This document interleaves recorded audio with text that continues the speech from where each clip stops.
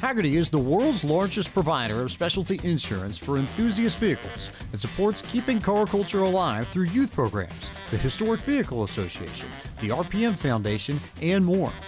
Hagerty is home to key programs such as the Hagerty Drivers Club, Hagerty Drive Share, Hagerty Valuation Tools, the Hagerty Drivers Club magazine, and much, much more.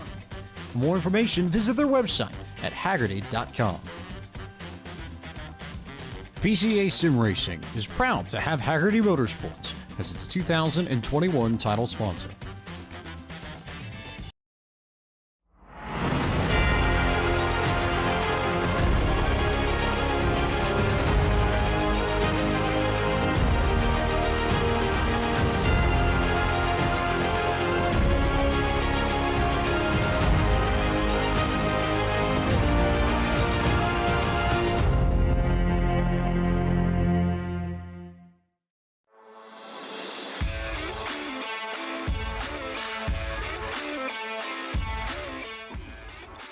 Good evening, race fans, and welcome to Podium Esports coverage of the finale for the 2021 Porsche Club of America Sim Racing Zone Group Challenge Championship, live from iRacing's virtual Michelin Raceway Road Atlanta in Braselton, Georgia.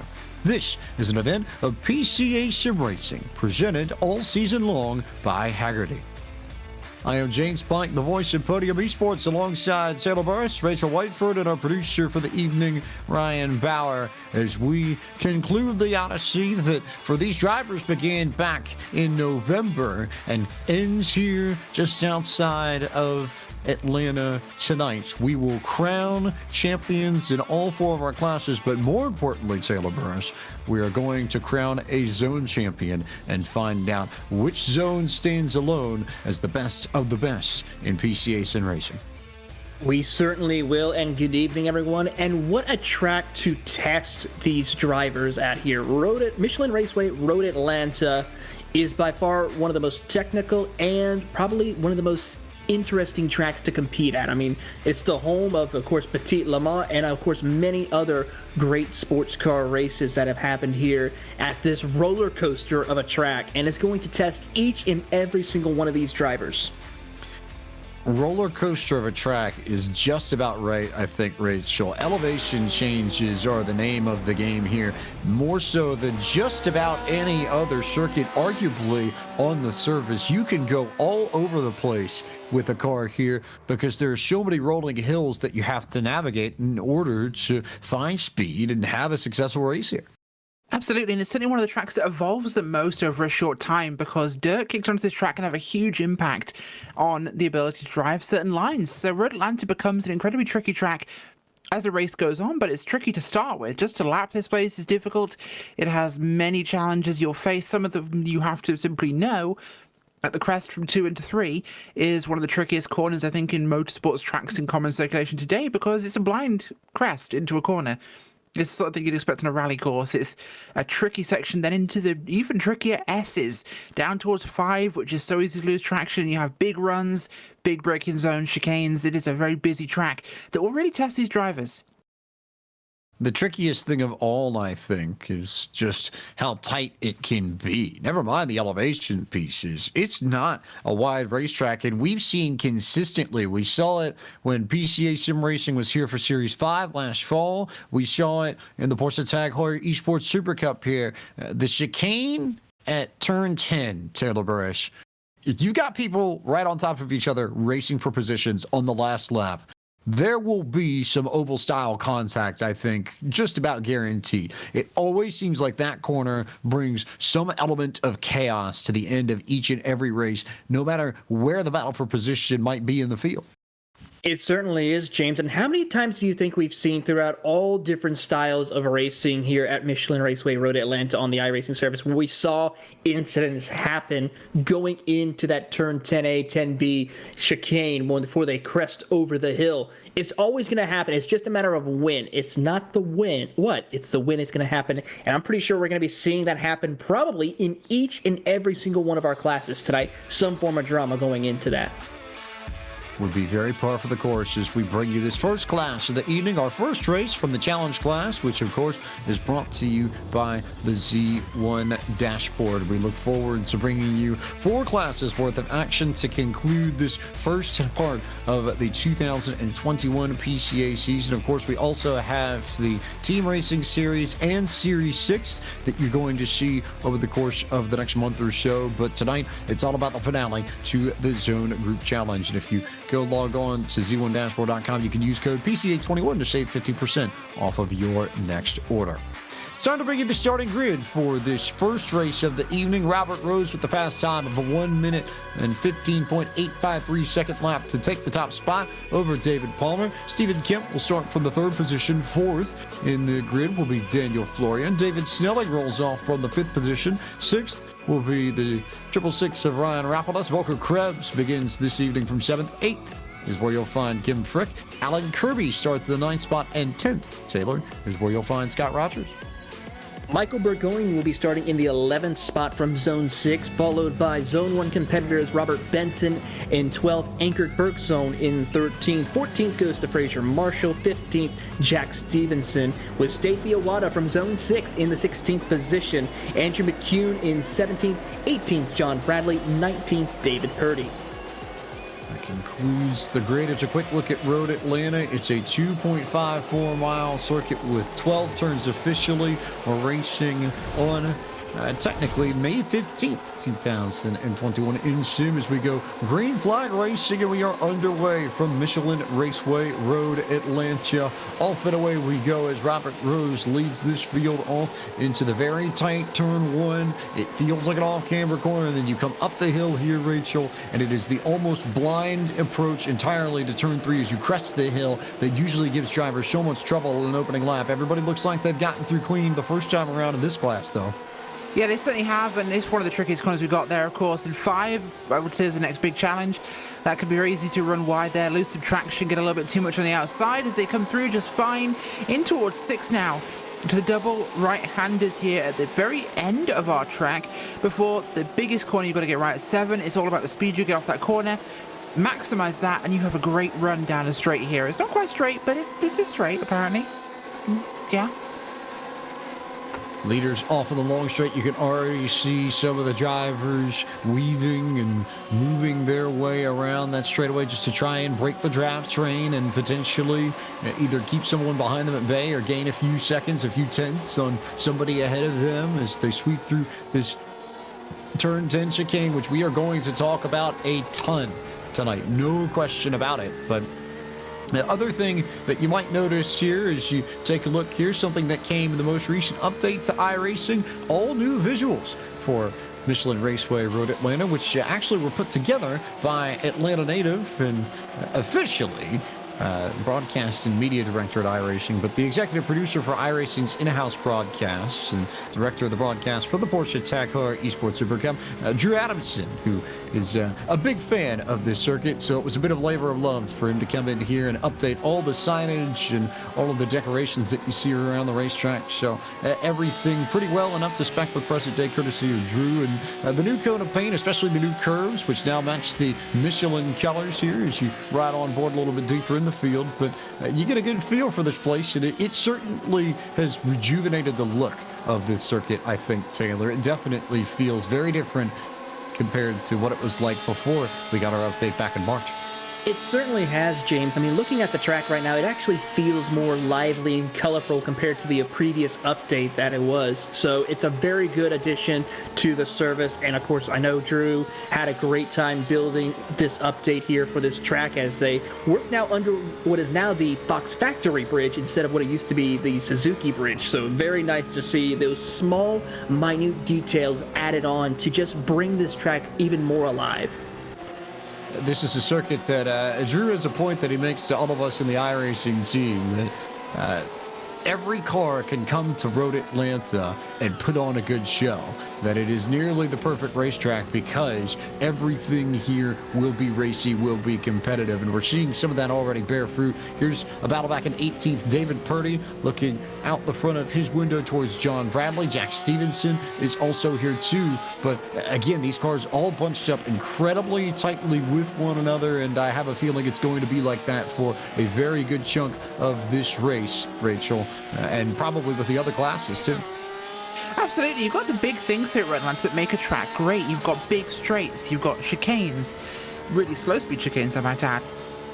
You've got climbs, you've got descents, you've got elevation all over the place, you've got crests that will lead you to corners. It throws nearly everything you can expect from a racetrack at it, and I guess that's probably why this is one of the test tracks for the original Ford GT and the Shelby Cobras, is that it's a phenomenal track for testing on. It's used quite widely for that purpose because it gives you a little bit of everything.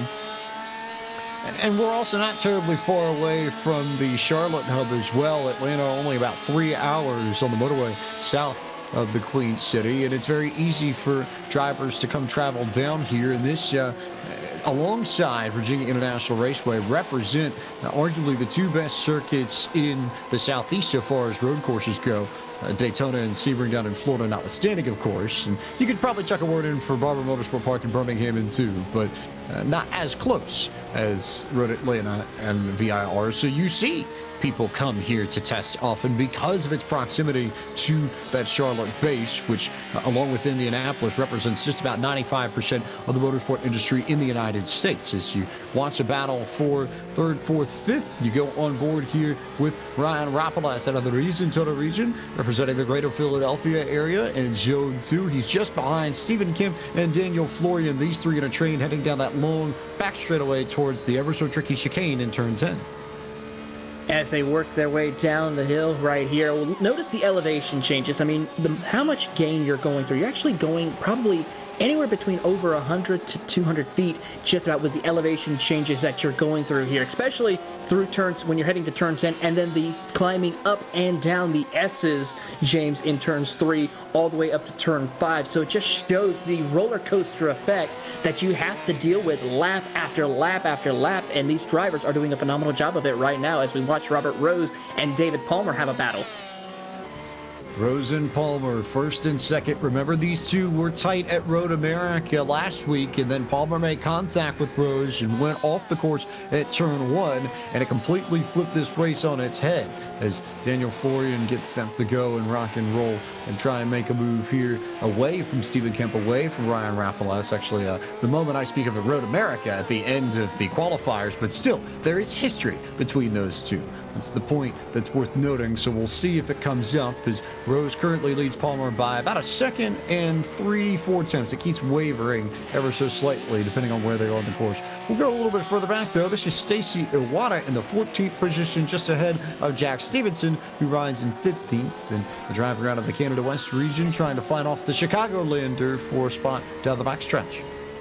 Absolutely is, and Stevenson there right behind him, maybe not quite close enough here to have a real effect with this, but he's definitely going to have a big suck up towards the chicane down the end here as they'll dive in. It's going to be closer, but not close enough to really make a move, but over progressive laps, this will have an impact for him, and he's definitely going to close in there, and he's going to be a presence in that rear window of Iwata, so that's something he has to keep an eye open on, because he just can't let him out of his sight. Especially with the track that's technical, your braking zones can take huge amounts of time away from you or give you huge amounts of time, so they have to be going to be careful with where they're positioning here. They can get very, very busy, and just look at this onboard view here down through the S's. It's an absolute roller coaster. This section, if you can, I hate turn 2, of course, the crest there, but the S's here is probably one of the most fun things you can drive on a US road course. It's so much fun.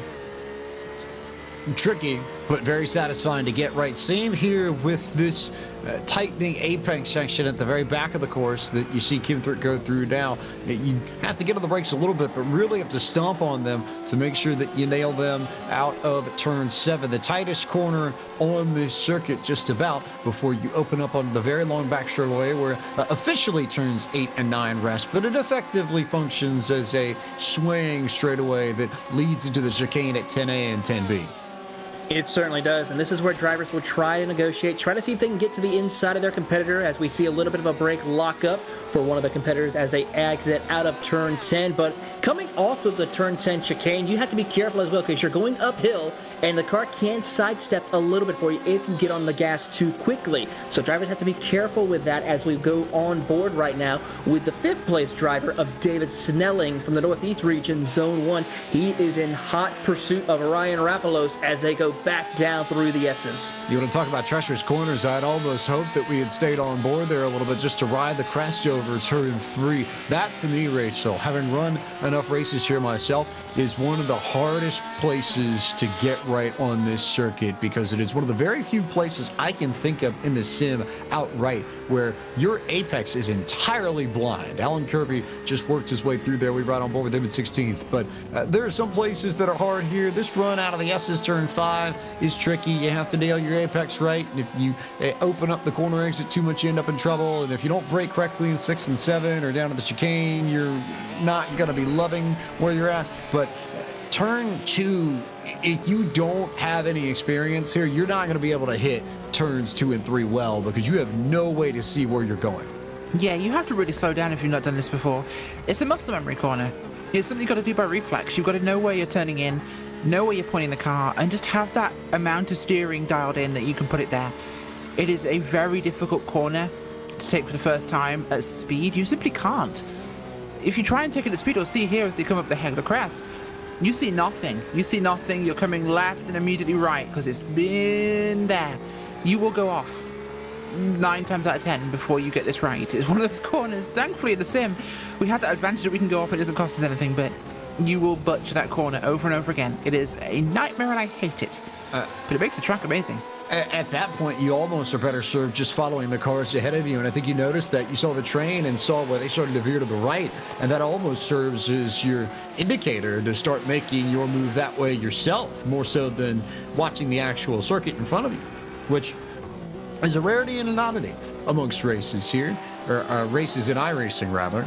Something that you have to do here in order to be successful, but not something that you run into all that often across the circuits in the sim, Taylor. No, it certainly isn't, and that's what makes this track so special and so technical for these drivers to do, and so far, all of them have really been showcasing very good skills of maintaining onto the track. We've seen a couple of drivers go a little bit wide or a little off course, but gather it right back up and continue on with their racing, which is phenomenal here for this challenge class. So looking through the entire season, this class here has made a lot of great gains, and especially, of course, Robert Rose, our race leader, who's been probably one of the most dominant drivers this season in the challenge class, along with David Palmer.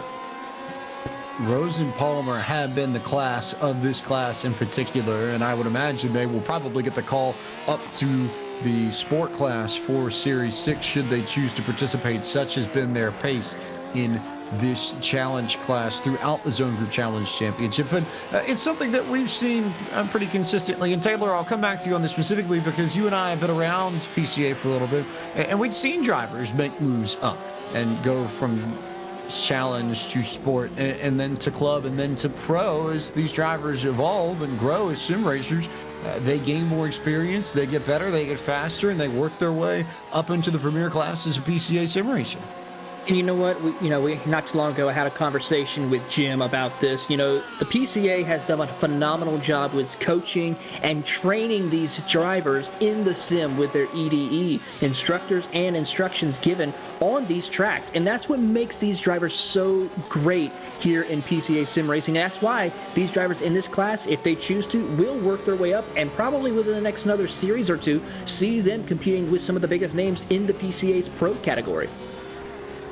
Jim, of course, that Taylor's referring to, the probably famous now amongst these parts, Jim Hemming, who is the National Marketing Director for the Porsche Club of America and is based out of the Chesapeake region of the PCA. So he's got a vested interest in this action and will want to see both the Chesapeake region and the Potomac region drivers, I think, do well and be successful, although everybody in Zone 2, I think, going to be on their toes and trying to cheer on, especially those out of the region to the region. They've been very strong in the Zone Group Challenge Championship as we look on board off the rear wing of Kim Frick, who is just ahead of Stephen Kim and Scott Rogers. This is 6th, 7th, and 8th, and just ahead of this group, Volker Krebs in the 5th spot that you just saw in the shot there. This quartet racing for position, heading off towards the chicane once again. Yeah, absolutely are, of course, and a great run by these guys. As this, honestly, has been the most diverse, I think, of all the 4 classes we've really covered this season. We've seen the most breakout talent, I think, in this series, particularly, of course, of this class, Challenger class. They've really done some great things. We've seen some exciting racing. We've seen a bit more progression and maybe more close racing than the others, but this one's had such great diversity. It's been coming down now and a big run towards chicane, and no one's had a bit of a disagreement yet, as we see Alan Kirby there. We've not really seen any disagreements in the chicane yet, but I'm pretty sure we will before the night is up. Alan Kirby with a little bit of damage to the left front of his Porsche 911 RSR, so be curious to see what happened there. Stephen Kemp out of the Nordstein region, the one we ride on board with now, coming up out of the S's and through turn 5, which is just a little bit tighter than some of the other corners, as Kemp just about turned himself around out of that corner and almost proved my point there, just off the example, Taylor Burris. James, every time I've called a race here at Michelin Raceway Road Atlanta, there is always a car or a major melee that happens coming off of turn number 5. Drivers think they can work their way over that curbing and make it stick, when really it's just nothing but going over slick paint for the most part. They easily lose control of their race cars. Thankfully for Frick, he was able to get control of his race car and continue on, but that area is probably one of the areas that you have to watch to be careful where you put your car and input your power. Valid point, no question, as we go on board with Stephen Kemp. And as we hang with Stephen Kemp, it's time for us to go ahead and bring you your first Midway race report of the evening, which for the challenge class is brought to you by the good folks at Z1 Dashboard, with the new update that has just been released, and it comes with the new Z1 Designer, which lets you create your own custom dashboards for use with the Z1 Dashboard application. In addition to the nearly 200 standard car dashes, track maps, standings, and specialty displays, you can add your own custom designs, placing the data you want exactly where you want it. The Z1 Dashboard takes care of your engineering and strategy needs in race for you. If you want to know where your competition is, when you should pit, how much fuel you need to add, who's in front of you or behind you, what the weather is like, and whether or not you're losing or gaining time relative to the drivers in the field, you can find out all of that and maximize your on-track performance by using this Z1 Dashboard. Remember to use the discount code PCA21 on your next order to get a 15% discount on either the standard or the track license for the Z1 Dashboard. And using the Z1 Dashboard is an essential tool to becoming a faster driver, both in sim and in real life. For more information, visit their website at z1dashboard.com. And again, use code PCA21 to get 15% off of your next order today. Robert Rose, your race leader. How many times have we said that over the course of this Zone Group Challenge Championship? But the driver out of Zone 2, the Shenandoah Region machine, out of the Commonwealth of Virginia, in control of this race by 3.8 seconds now, ahead of David Palmer, who rides in the second spot. Another one of the Zone 1 drivers from the Upper Canada region of the PCA, covering the Greater Toronto area and the province of Ontario. Third in this field is the 911 machine of Daniel Florian. He takes the standard Porsche number, and Florian, out of the Carolinas region, the best performing driver in Zone 3 throughout just about all of the classes in PCA Sim Racing throughout the Zone Group Challenge Championship. Fourth, Ryan Rapolas. We talked about his very brightly colored machine, the driver out of the Philadelphia area, the Region Total Region driver from Zone 2, currently holds the 4th position at this moment. 5th, as it stands, belongs to the 53 machine, the Canada West driver, Volker Krebs, with that very eye-catching, almost a turquoisey, tealy, sunbursty something or other. There's probably a good story behind this livery, and I just don't know what it is yet, but we'll find out from Volker if he can get up to P3. Kim Frick out of the Niagara region, New York State, well represented in PCA Sim Racing, and Frick putting on a good show in this challenge class. He currently holds the 6th spot in the field. 7th belongs to the orange and black machine of Scott Rogers, who is one of the best competitors in all of PCA Sim Racing throughout the Zone Group Challenge Championship, out of the Rocky Mountain region, which covers Denver, eastern Colorado, Wyoming, Nebraska, ports there right amongst the Rocky Mountains. That's where Scott Rogers calls home. He's 7th at this time. 8th belongs to Robert Benson out of the Rensport region, covering the province of Quebec. And Zone 1, we've called that zone's name many a time throughout the Zone Group Challenge, and no surprise to see Benson performing well tonight. Ninth belongs to David Snelling out of the Northeast region. Boston, in the greater Boston area, where he calls home. It's the first time we've called their name tonight. Certainly won't be the last, but he's got the Van Halen machine up to 9th. And 10th, Taylor Burris is where you'll find Michael Burgoyne out of the Oregon region, your top performer in this class in Zone 6, and doing a nice job for the Pacific Northwest. He's got that last spot amongst the top 10 drivers. Currently in the 11th position is Anchored Birdsong for the Northeast region, Zone 1. Started in the 13th position, has gained a couple of spots in that 11, and that, I would call it Robin Egg paint scheme. As contact actually happens right behind him, that's Alan Kirby from the North Country region in Zone 1 front in the 12th position, having a tough break right there as he made contact with, I believe, Fraser Marshall in car number 1. 13th position right now goes to Stacy Awada, who has made a big climb up through the field. Started 16th, moved up to the 13th position from the Canada West region, Zone 6. So another Zone 6 competitor working his way up to the field. Stephen Kemp ran into some problems early on from the Nordstern region, was up inside the top 10, now down to 14th, representing Zone 10 for his zone group. 15th, we just talked about him, Fraser Marshall from the Diablo region, just had contact early on with Alan Kirby, so a tough break for him. He's now back to the 15th position after starting in 14th earlier on and up to 13th early. Next up is Andrew McCune's car number 55 from the Rocky Mount region, Zone 9 in the 15th position. Andrew is the first car one lap down. 17th position, John Bradley, the Ohio Valley region from Zone 4, having a quiet night, has been having some tough breaks here during the race, but is unfortunately going to probably stay inside that 17th position. 18th goes to David Purdy in car 010 from the Peach State region. Home state, home track for him here tonight, Zone 3. Needs to try to see if he can get a better effort, but after a penalty early on in the going, it's going to be a tough recovery for him here today. And rounding out your 19-car field, Jack Stevenson, who is off the track, and it will probably be a DNF for the number 6.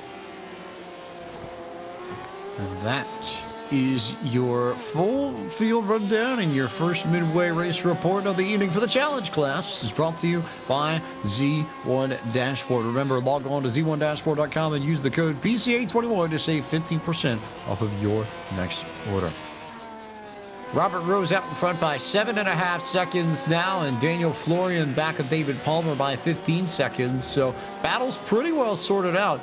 Your best battle right now, turn to P5, P6. We'll go to Volker Krebs and maybe get an onboard with the 66 of Kim Frick out of the Niagara region of the PCA in Zone 1. This is the chase from his perspective as he tries to run down Volker Krebs and get a spot in the top 5.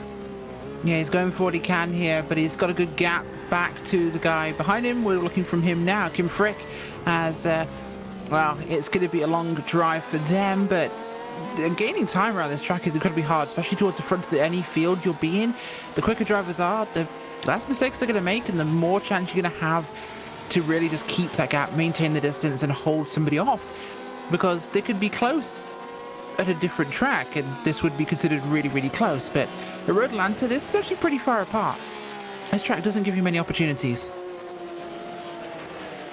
Not really too many ways to slice it as we look on board with John Bradley now. He trying to chase down Anchor Birdsong for position and in a decent spot of his own with a little bit of damage to the rear wing, but not too much to worry about if you're John Bradley, because you've got at least a second and change back to Alan Kirby, and then a really fun group here featuring Alan Kirby and then Volker Krebs and Kim Frick. So a mixture of lap traffic and lead lap cars that these cars are going through as one car nearly goes off there. I think that might have been John Bradley, who wisely decided to pull out of the way as Alan Kirby gets a slowdown penalty, it looks like, or maybe just tries to get out of the way of this battle between Volker Krebs and Kim Frick for 5th and 6th.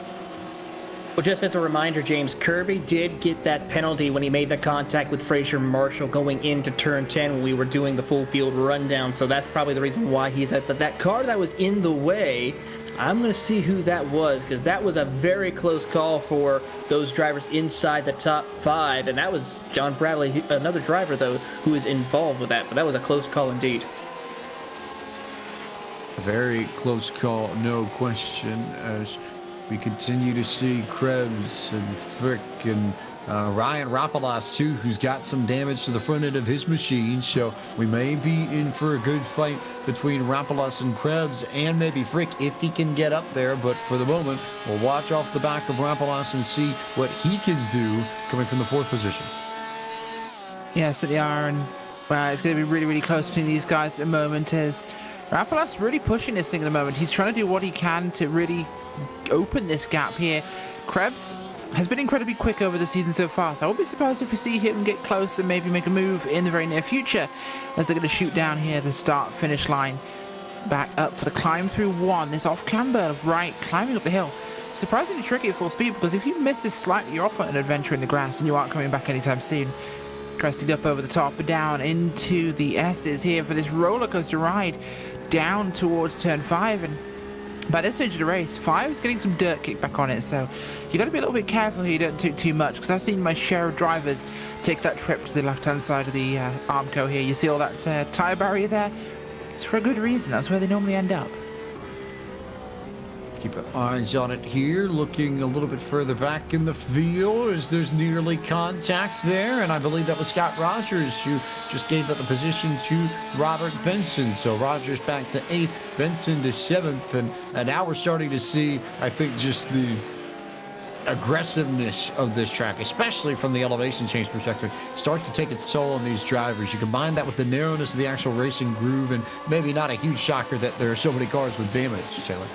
It certainly is no surprise, but these drivers are still going to have to give it 110%, even with that damage. So it's going to be a matter of trying to outsmart your competitors, even though you might have a small disadvantage with the damage to your vehicle, as we watch on still with Ryan Rapalos, Volker Krebs, Kim Frick involved in this battle right here for the 4th spot as they come out of turn 1, cresting over to the top of the hill as you're on board with Kim Frick from the Niagara region as they crest down over the hill through the roller coaster section, the S's, before they approach turn 5. Continuing to work their way through the hill. There's your classic shot of the S's at Road Atlanta. That's a dead-on shot right at the bottom of the hill. And then looking past turn 5, they sort of come around and crest their way through. Here's the opening of the S's. And just that shot. If you want Michelin Raceway Road Atlanta on a postcard, that's it right there. As looks like Scott Rogers is having even more trouble tackling that turn 5 complex. It's the second time he's been caught out in as many laps, and he'll lose another spot, this time to David Snelling in the 19. Yes, and he will, and Rogers is going for it at the moment, but now this is a tricky section there. You can get a lot of passes made if you're really, really careful. So it's always one to keep your eyes on when it comes to this sort of thing. Snelling is unfortunately really losing out there, actually, compared to what he could have had in this race, but right now, but going behind him way too far back to really have an impact this stage in the race here. Rogers is actually, of course, now right behind Snelling, so Snelling pushing hard here. This could be a move towards Benson if he could do something with it, but they're coming down now through 12, dropping down here under the Michelin Bridge. And time running out, but is there enough for another spot for David Snelling? Not too much time left for these drivers to make moves. 3 minutes and 15 seconds on the clock as it stands, plus the 1 lap. So just off of the lap times here, you would think that it is going to be probably 3-ish laps, I would say, maybe 2 here, as we'll see Robert Rose come across the stripe to complete another lap with 2 minutes and 50, call that 5. Ooh, we got an interesting development right quick, James. Kim Frick went off course, made contact with one of the barriers as he was entering turn 5, and another driver also involved in that incident, Alan Kirby, a lap car. So this could change some things for both Benson and Snelling now after this incident. It was all because they ran up on, I believe it was John Bradley, who had struggled and was trying to get out of the way, but ended up throwing people off their line. And looks like Alan Kirby just struggled to handle his car properly and managed to at least keep it in one piece. A little bit better than what Frick can say, because Frick has got that heavy damage to the front end of his machine, and now is just trying to nurse that Porsche 911 home. Yeah, try to do what he can with that. It could be a bad time for it, but I'll definitely keep my eye on this, because the gap here has really shrunk significantly there, of course. Kim Frick just ahead of these guys, not in the best condition for him.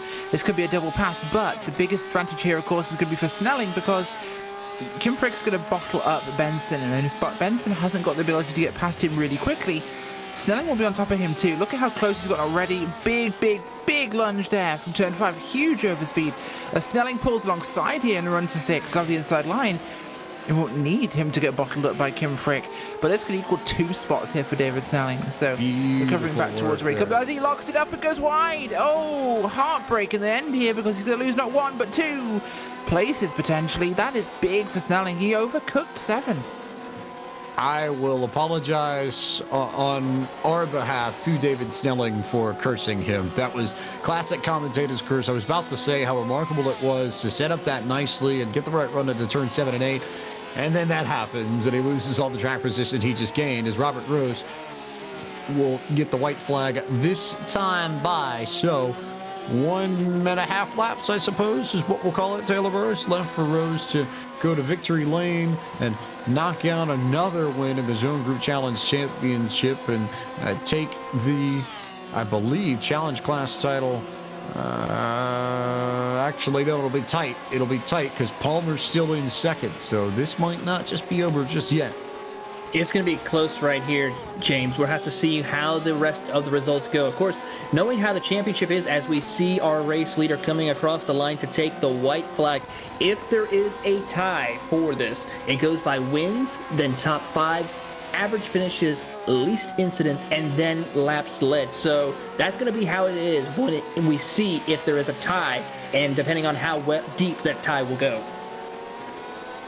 Going to be very, very close, as Robert Rose has one more trip around Michelin Raceway Road Atlanta to complete before he gets to claim the checkered flag. Palmer's about 8 seconds back, so it would need to be something wild. And then there's also this whole mess between Rapolas, Krebs, Frick, Benson, and David Snelling that we still have to settle too. Yeah, we certainly do, and that could still very much open up here as Snelling coming back, but it's going to unfortunately be a couple of spots back from where he would have liked to have been in this thing. It's not been a great race for him, unfortunately. Started 5th and is a lot further back than that now, unfortunately. In fact, it bounces him all the way back to the 8th. He started it, so all his gains back out the window, unfortunately, though. Kim Frick is managing somehow to maintain this gap still from Benson. So there's maybe hope for him still. Potentially, but for Robert Rose, it is all about the victory tonight at Michelin Raceway Road Atlanta. He claims the second and final race of the Zone Group Challenge Championship. Then David Palmer is going to come home second, and I think that might actually give Palmer the driver's title in this class. And we'll wait to see where Daniel Florian pops up, and he's actually not terribly far off to knock out third, as we're right on board with Volker Krebs to see if he can have one last shot at taking away the position from Ryan Rapolas. It's going to be interesting to see as they come across the line right now. Rapolas going to hold on by the looks of it over Volker Krebs to get that 4th position, but a great drive by both those two competitors. Big drive there, but it is Rapolas who hangs on to 4th, Krebs who takes 5th, and a great battle as Kim Frick was just behind Robert Benson at the end of this, and then Snelling and company were waiting for, I believe, Scott Rogers to come across the line. He's the last car in the lead lap, so once he finishes, everybody else will be wrapped up with their competition as well. Yeah, I think that's exactly going to be it. So first of our races in the bag here, and it's definitely been an interesting one.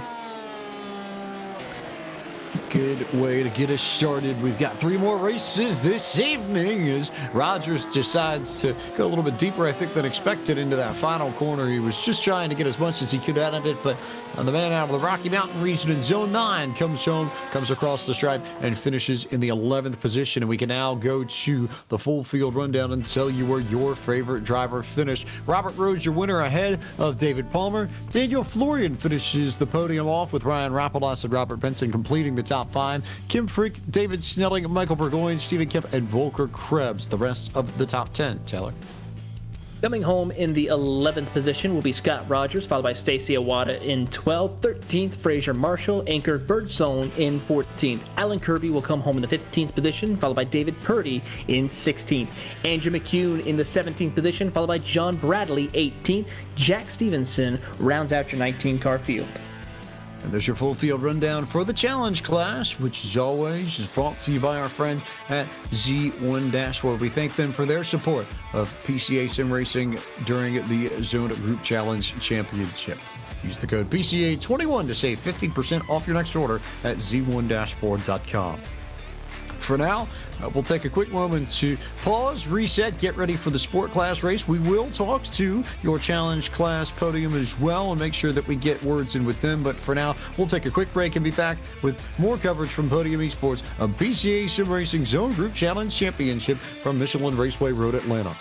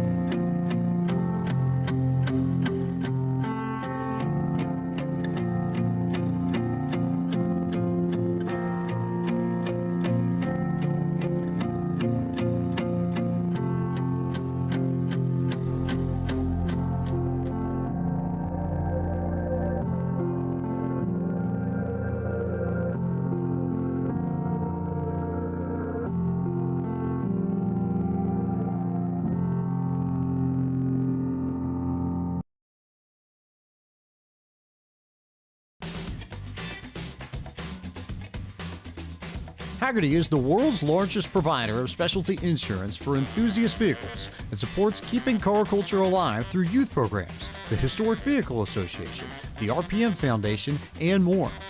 Hagerty is home to key programs such as the Hagerty Drivers Club, Hagerty Drive Share, Hagerty Valuation Tools, the Hagerty Drivers Club magazine, and much, much more. For more information, visit their website at hagerty.com. PCA Sim Racing is proud to have HAGERTY Motorsports as its 2021 title sponsor.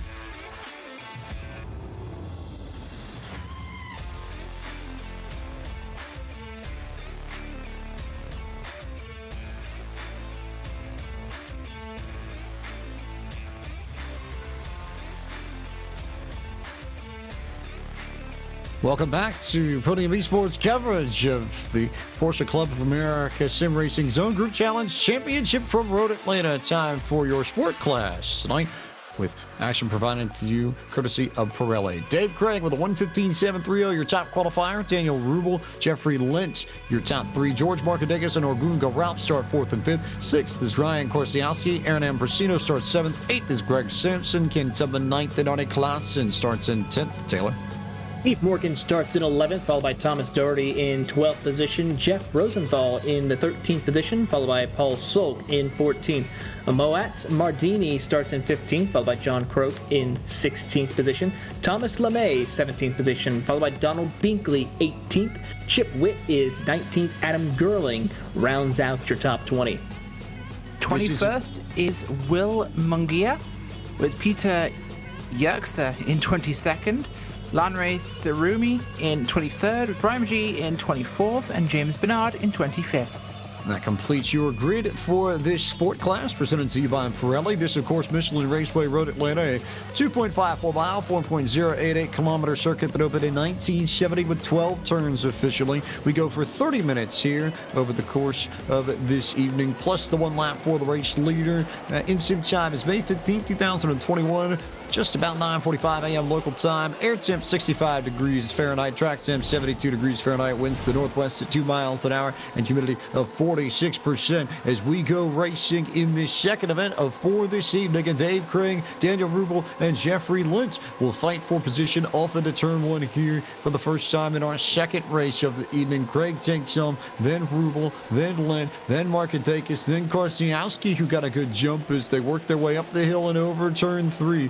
This oh-so treacherous corner, which has caught out so many drivers, and not just PCA sim racing, but iRacing in general, and can be very difficult to navigate, especially if you go side by side through it like they did a little further back in the field.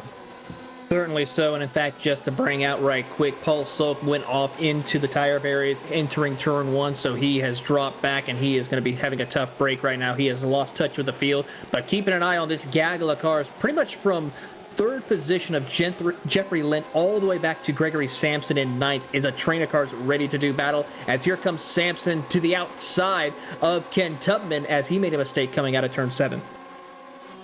Could have been an issue here as we continue to work our way around Road Atlanta. Craig with that jump, he's already clear of Rubel by a second and change, and it's left a very good battle for 2nd, 3rd, 4th, and 5th. Although, looks like Korsiowski didn't have the greatest exits around the corner, so he'll lose a little bit of time. But Jeffrey Lynch is not letting Daniel Rubel go, and George Markadekas is right there if Lynch and Rubel start fighting each other. Yes, they are, of course, and I'm keeping my eye on Markadekas as well, of course. Grease Lightning is going to be doing something special tonight, we hope. He always is a factor in every single race he's in.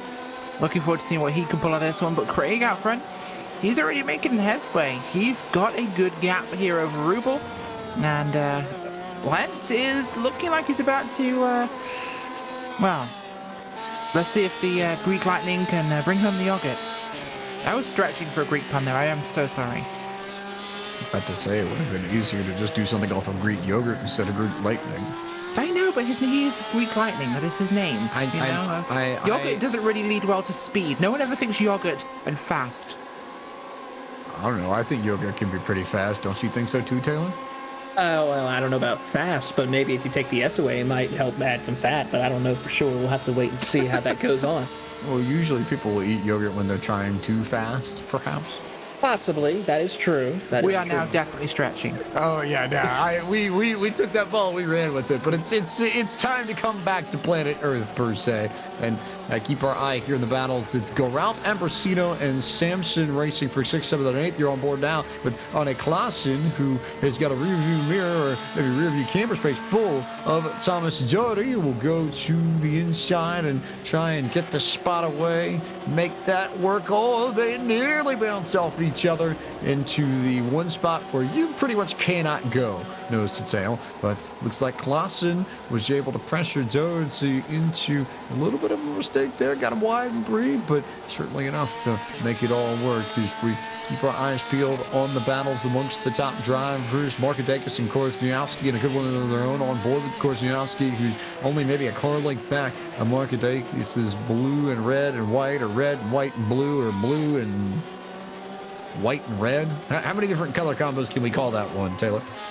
I've lost count of already how many combination colors we can do for that one right now, but let's watch this battle right here with Gregory Sampson as he's trying to hunt down the cars in front of him of Aaron Ambrosino and Orgun Gorlap as they head down into turn 10. Surprisingly, nothing really major, only one small incident of a car going a little bit too wide and looping around in turn 10 in the previous class, but so far everyone's going to try to keep it clean here as they crest over the hill heading through turns 12 right now. As you're on board with Adam Gerling, who's trying to just hold on to that 18th position.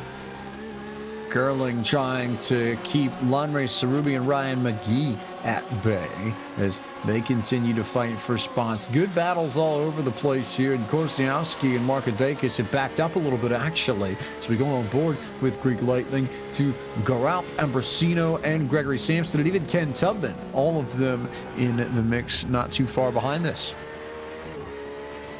Yeah, absolutely are, of course, and things getting very, very busy, of course, on the racetrack with the way we're going right now. We are only a couple of laps into this thing, 4 in total, but the race is already very much shaking itself up here. We've had some movement. Thomas Doherty's up 2 spots from 12th to 10th. We've had 17th to 34th for LeMay, who is going for it right now. Will Munguia, 21st to 16th, another big mover in this one so far.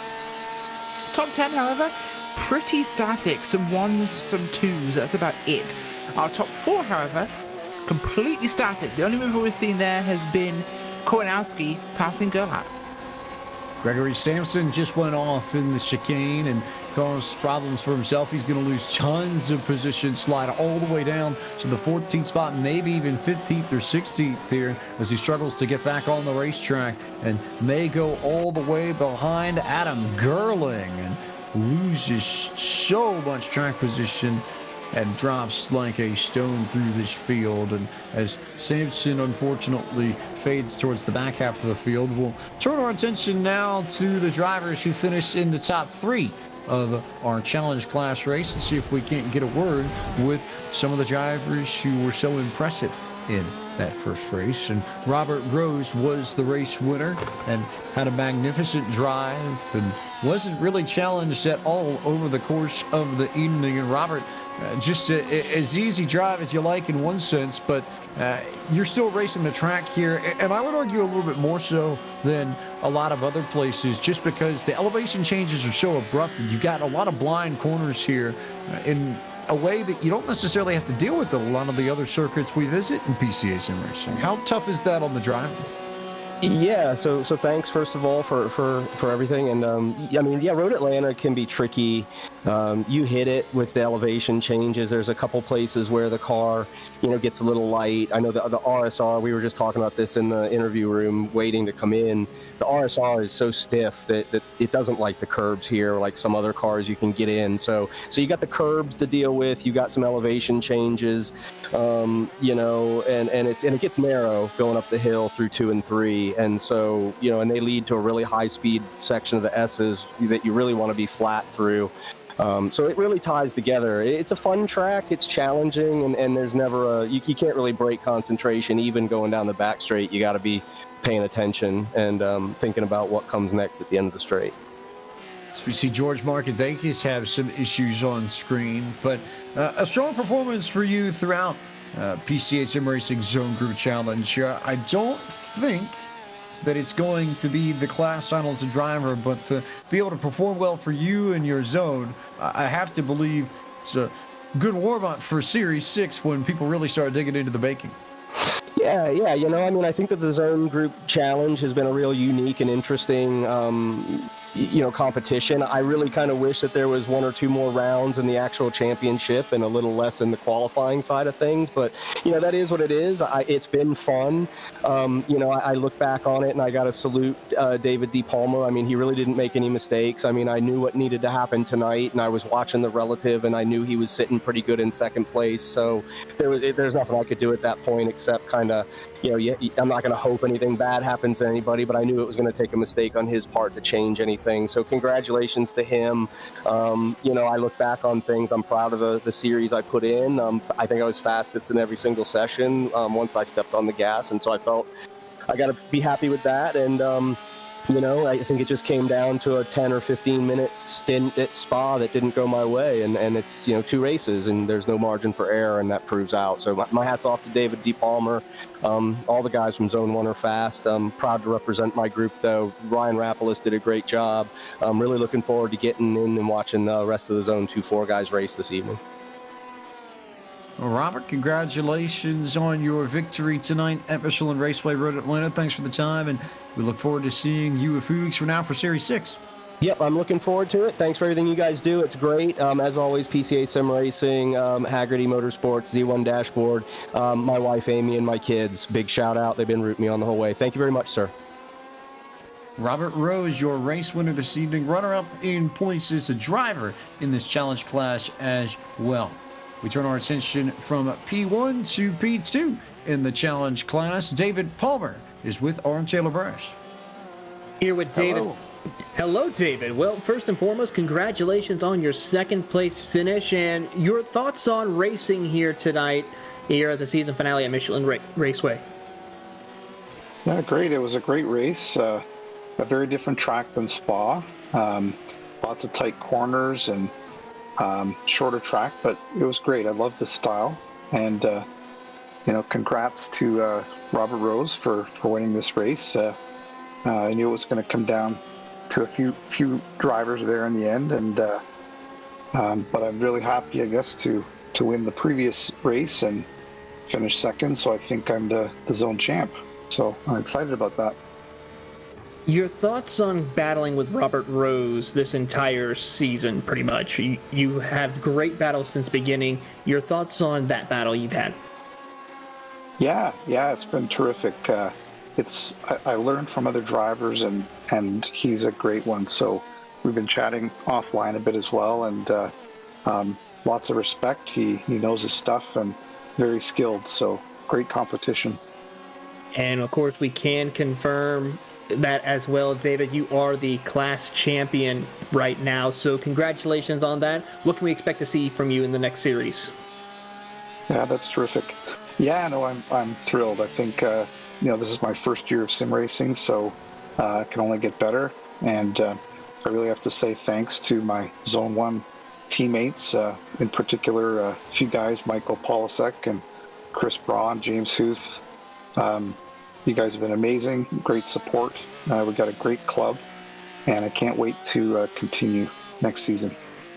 Of course, that is your class champion for the challenge class, David Palmer, and Rachel has caught up with our third place finisher, Mr. Daniel Florian. Absolutely have Daniel. Busy race today, third place. Great for you, of course, in the points for the challenge series. Yeah. It was a tough race. I knew that out of the gates I had to qualify pretty well to get out of the mess, as this track is not really forgiving. So I knew I had to be at least in the top 5 to stay out of the hairy mess. Absolutely, of course. And it seems though we have a tie, I believe, James, for third place overall. So it's you and Ryan Rappolis, I believe. Yeah, Ryan, he was right behind me. I know him and Robert train together, so I was excited to split them up there. Well, it certainly shows you're a quick driver, managing to split those two, especially as they're working together. So congratulations there. Anybody you'd like to give a shout out to? Thanks to? Yeah, definitely thanks to Jonathan Schum in our zone, and special thanks to my wife. I know she's excited that I don't track my 911 for real, and yeah, that's it. Absolutely. Well, fantastic. Thank you very much for joining us. It's going to be Daniel Florian coming home with third place today. Thank you. Appreciate it. Daniel Florian, third place in the challenge class. And there's your challenge class interviews, your podium from the race. And we thank them for all their contributions to the Zone Group Challenge Championship over the course of the last few months. It's a culmination of a lot of hard work from a lot of people here as we go on board with the driver in third now, Jeffrey Lent, riding in that P3 spot just behind Daniel Rubel. It's only maybe 4 or 5 car lengths between these two, so a good fight there. And another good fight for P6, P7 as George Markadakis looks to reclaim some of his places on the grid and try and climb back up the leaderboard by working around Thomas Doherty. He certainly is, James, as we watch on this battle right here as they climb down the S's. You also got Thomas LeMay in this battle as well. So the 3 cars battling for the 6th position as they approach turn number 5. Greek Lightning George Markadakis tries to go up the hill right here. Has a great line off corner exit to be able to see if he can gain the ground needed on Thomas Doherty.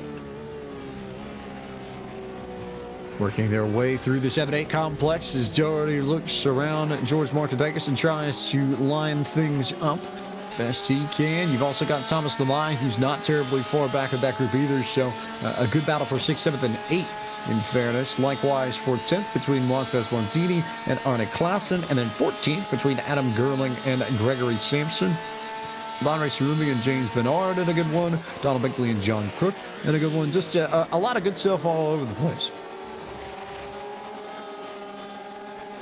Yeah, it certainly does, of course, and it's been crazy so far, but we've definitely had a lot of progression right now. One of the ones that we need to keep an eye on here, of course, Doherty is absolutely going forwards, up 6 already, doubled from where he was at 12th to 6th place now, and his car's ahead of him, so he's got plenty of room here to really make some more traction. Doherty in at P6, working his way around this very quick Michelin Raceway Road Atlanta, trying to hang on to the spot over Markadakis, who looked to have a run entering the S's and then had to back off of it. So now how does he tackle the exit of turn 5? That's the real question.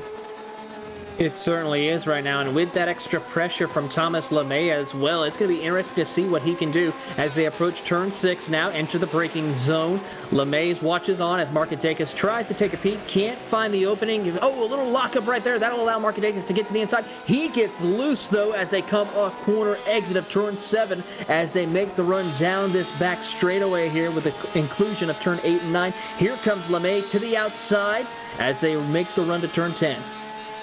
Big run there for LeMay, looking to the outside of Markadakis. He'll have that inside lane going into the hairpin, which he will take full advantage of and drive right around Markadakis to take the spot. And Markadakis can't get a good run off the corner, or at least good enough run off the corner to maintain his spot with LeMay. So Markadakis will slide back a spot. LeMay goes up to 7th, and as he completes that pass, it's time for our Midway race report for the sport class, which is brought to you by our friends at Pirelli. Founded in Milan in 1872, a global brand known for its cutting-edge technology, high-end production excellence, and passion for innovation that draws heavily on its Italian roots. Pirelli is among the world's major suppliers of tires and is an OEM tire supplier to Porsche. Find out more about them by visiting their website at www.pirelli.com. Pirelli, power is nothing without control. Dave Craig, your race leader by 4.2 seconds out of the Keystone region in Zone 2. Very, very strong. They've been pretty quick throughout this Zone Group Challenge Championship and have worked well. It's been the classic story, I think, of a lot of the drivers from around the Keystone and the regions coming together and practicing well and putting in the time to be successful, and it shows on Friday nights. Craig, your race leader, ahead of Daniel Rubel, who, like Craig, out of Zone 2 and not terribly far away. It's the Keystone and then the recent Toro regions, first and second in this race, and a strong performance for that region. I know they'll be happy with that. Third in this field at the moment is Jeffrey Lent, the 25 machine out of the Hill Country region, technically Austin, Texas area. Where he calls home out of Zone 5, another one of the quick zones in the PCA Sim Racing Cabal. And we turn our attention now to P4. Ryan Korsniowski to the Rocky Mountain region, Zone 9, with maybe not quite the numbers of some of the other zones in the Zone Group Challenge Championship, but plenty of speed, no doubt, from the ones that are involved with PCA Sim Racing from Zone 9, and in particular the Rocky Mountain region. Fifth at this time is Ken Tubman out of the Lone Star region. Zone 5, Houston, Texas area covered in that ballpark. You know those drivers will be quick. 6th right now belongs to Thomas Doherty. We looked at his battles with George Markadakis a little bit before the break, and they are still battling for 6th and 7th. So Doherty from the Central Indiana region is 6th and 7th. Right behind there, you see him on the screen, George Markadakis looking for that move to the inside to go up to 6th and then slide through the corner. Well, he just about made that stick. It wasn't easy, but he got there enough to make sure that it could stay and managed to just about make it. And how close that was coming out of turn 12 to being an incident. But they stay forward and we continue on, and we head to Keith Morgan in P8, another Central Indiana region driver. So they've got 7th and 8th in this sport class as it stands, covering the greater Indianapolis area. 9th in this field belongs to Montez Mardini out of the Orange Coast region. Zone 8, Southern California is where he calls home in that sort of light green, bright green machine running in the 9th spot. 10th belongs to the Dutchman out of Zone 8, another Southern Californian resident and a member of the San Diego region. Ani Klassen holds the 10th position. Taylor? Thomas LeMay got involved in some incidents after running inside the top 10, but the Northeast region driver is in P11 in car 701, trying to hold on and see if he can break back into the top 10. In 12th position, Peter Yerkes from the Down East region, Zone 1, one of the biggest zones that has competed quite well so far this season. Car 54 is in 12th position. 13th position is Gregory Sampson, who's made a decent recovery after his mistake that he had in the early part of the race right now. Started 8th, has climbed back up to 13th, the Maverick region driver from Zone 5. 14th position, gaining 6 spots so far from the Metropolitan New York region, Adam Gerling, who started in 20th position, has climbed up to 14th, so a great drive for car 248. If you go a little further back to about 7 seconds, you'll find Will Munguia from the Peach State region, home track advantage, and he's putting on a great run for himself right now. Started 21st, has moved up to 15th, but he is in a battle right now with car 18, Oregon Gerlap from Rally Sport region, Zone 4, in the 16th spot as they enter turn number 1. 17th position is Aaron Ambrosino, who just got done with a pit stop recently from the Hudson Champlain region, car 08, trying to see if he can make a recovery after starting in 7th position. 18th, started 18th, is Donald Binkley from the Musicstadt region from Zone 3 as he works his way up through the S's, climbing up to turn 5. Has had a quiet night for the most part, but continues to press forward here in tonight's race. 19th position is car number 171, started in 19th, the Redwood region driver of Chip Witt from Zone 7, pretty much the last car on the lead lap here tonight. Rounding out your top 20 from the Nordstern region, Ryan McGee from Zone 10. Rachel? Absolutely. 21st place tonight is Landry Sarumi in the 11 car from the Chicago region there, zone number 13. Doing what he can tonight, 1 lap down, of course, 2 spots down from where he started. And behind that, copy that, the rest are apparently off track, so we aren't going to cover those, but we actually have got one that's still on track. That is 25th and last, he's 12 down, Jeff Rosenthal. He is, of course, running unfortunately in that position, Yosemite region, car 713, zone number 7. You know what? Credit to Jeff. He's still running this thing. He's after whatever he can get. That is good work, Jeff. It is John Crook, James Bernard, and Paul Sulk that are off the racetrack for those wondering. And that completes the Midway race break for this sport class, which is brought to you by Pirelli. Power is nothing without control. 8 minutes left to go in the second race of the evening. Dave Craig clear by 6.4 seconds. He's got pretty solid stranglehold on the race lead, but still good battles a little bit further back. We turn our attention now to P7 and P8. Keith Morgan has the position. Montez Mardini wants it. He certainly does. Car 21 of Mardini's trying to find a way to catch up to his competitor of Keith Morgan, car 700 in that 7th position, as the car is actually stuck out there on the entrance of turn 1.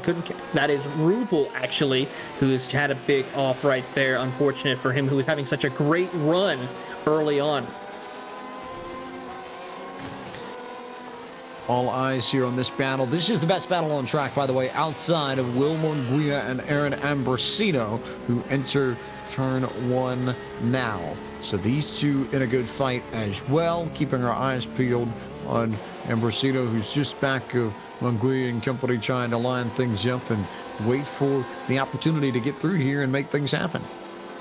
Yeah, absolutely is, of course. And this is surprising because we had a pretty close race down in Challenge, but here in Club, it's a lot more spread out. We're seeing more people kind of driving the track rather than each other, and it's made a complete paradigm shift in how the racing's gone in this one. Sorry, is this sport, not club? I always get the order wrong. It confuses me. Sport class, I do apologize. It's a long way from home to Road Atlanta, so we can forgive you for maybe a little bit of jet lag there, Rachel, as we keep our eyes peeled back on this battle between Morgan and Mardini. Mardini trying to chase down Morgan for the spot last time by, and Mardini was 2/10 faster than Morgan, but still, these two about a half-second off of Dave Craig's pace, who's been consistently in the 17.0s and 17.1s throughout. He certainly has very consistent speeds for the most part right now, as Dave Craig has continued to build that race lead that he has over Jeffrey Lynn. For looking through the field right now, another driver who's having a good run, Ryan Krasniewski, just actually set the fastest lap of the race in this past lap right here with a 1:16.82. So keep an eye on seeing what Krasniewski can do in these closing lap minutes here. If he can maybe have a shot of gaining ground on Jeffrey Lynn, he's only 5 seconds back. He might have enough time to catch. Passing, though, is a different story. Definitely going to be something that we'll keep our eyes peeled on as we work our way within the final 5 minutes of this second race. Here comes Mardini with a big run. He might have his opportunity here on Keith Morgan. Is going to back out and maybe try and pull the crossover through the chicane to gain the spot, but instead we'll just tuck in line behind Keith Morgan and stay there. So we'll attempt the pass elsewhere. Had a bit of a run there, Rachel. I thought he might go for it, but instead decided to back out of it and wait his turn. But that may have cost him a bit. It looks like he lost a few car links in the process to Morgan's brown Porsche 911 RSR. Yeah, absolutely, and that's the thing you've really got to focus on here is it is so easy to go for a move and it not be the right time. If it's not the right time, you could lose more than you actually tried to gain. So you got to be really careful when you're going for a move. If you don't get it right, it could cost you everything. It could cost you more than one place in some cases. We saw that last race, of course, where a move just carried too much speed and thus they ended up actually running wide. So yeah, you can really lose if you aren't ready for it. Continuing to keep our eyes peeled here with all the action as we've got a good shot at your best drivers in this field and a good shot throughout the field as well. Back to Mardini, looking to try and get around Morgan. Another run down the back straightaway. This is, I think, where Mardini's going to have a shot. At some point, he's going to have to force the issue and I think eventually go wide, but he's going to drive it deep. He's going to go the long way around, lock up the brakes a little bit, and that will allow Morgan to hang on the spot. But Morgan certainly knows Mardini's there. That is no question. Morgan was actually a little bit defensive and played a smart game right there while entering turn 10. He decided to go take the bottom lane heading into turn 10A, 10B. So a very smart move for that driver of Keith Morgan to be defensive without being overly aggressive or throwing blocks before getting into the corner. Keeping our eyes peeled on Orgun Garout now in 14th. He trying to work over Arnie Klaassen for position. This too, a good battle as they enter turn 1 and make their way up the hill towards turn 2 in the blind and terrifying turn 3. Yeah, absolutely are, of course. And we had a bit of a move there, actually, a little bit further forward with Doherty and Markadakis. Not Markadakis, actually. I think that's a lap down car ahead of them. That's Jeff's machine we were talking about earlier. Still out there trooping onwards. And you know what? Jeff's actually going to get a spot here, so him persevering is going to actually benefit him because the car ahead, Paul Salk, is not the track, and he will pass him this time by. But he has to make sure he's not in the way of these guys as they let him through there on a straight. So, all good. Flat traffic now in the way of Morgan and Mardini's battle, and Morgan's been able to gap this just a hair in the last few laps as we come to the final 2.5 minutes of competition in this sport class. But still a decent gap. And it doesn't seem like Mardini's been able to recover from the wide run in the chicane. You, I think, nailed it, Taylor, that it was defensive for Morgan, but more importantly, it completely threw Mardini's exit of the chicane off. And that, I think, is really where Morgan did himself some favors. It certainly did, and in fact, it actually helped him gain ground on Thomas Doherty right now in the 6th position, who's just up the road like less than 0.6 of a second now as they come out of turn 5. So this could be another good battle right here for the 6th position. Keeping our eyes peeled on many of the good battles in this field. Here's Keith Morgan that we run on board with, trying to hang tight behind Thomas Doherty, who's entered the picture all of a sudden after a very poor last lap there. He ran a 19.7 compared to Morgan's 18.1, so Doherty with it off here. And what was a 2-car battle now becomes a 3-car battle for position, because that's exactly how this works all the time. Yeah, absolutely is, and that's what will happen in these sort of situations, of course. But things are closing up here to where we could really have this one become something a lot more action-packed in these last moments, but it's not going to be long, though. It's going to be incredibly close as Craig will work his way around, and then again, probably a lap and a half for him to complete his run to go victorious flag. Oh, James, sorry to cut you off there, but Keith Morgan here and Doherty, they are side by side across the crest of 2, and they're going for it here. They were. I was going to jump right back to that. I had a feeling we'd get a little bit of a gap to cover the shot here. Just make sure people know that Craig's got about a lap and a half to go. We'll watch and see where he pops out. He comes through the chicane now, so we'll keep an eye on where he is in relation to this group. And then now that we know it's about a lap and a half, I guess, for this group to get back to it and see what happens. But here's Craig across the line now. So he starts his last lap. That means Morgan and Mardini and D do have a lap and a half to go to try and sort this out and figure out who gets 6th, who gets 7th, and who gets 8th. It's going to be interesting to see how that comes out as they work their way down the back straightaway here, heading into turn 10.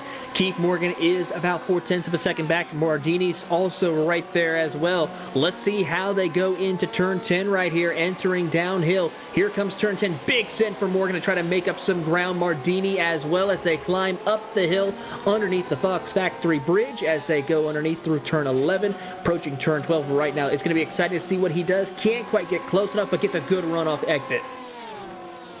Good runoff exit. Here comes Morgan. He got Doherty this time, and Doherty had no way to defend. They're going to bounce off each other, and Doherty goes sideways, and Morgan goes sideways, and Mardini takes advantage of all of it with Thomas Lemay now in tow. Maybe Lemay might have the opportunity to jump 4 spots in the final lap and get a spot, but that was racing that I think was due. It was coming at some point as Dave Craig now comes up through the chicane, over the hill, past the bridge, down the hill towards the start-finish line to win the sport class. So he's your victor, and then we'll turn our attention back to Mardini and Lemay because they're not done yet.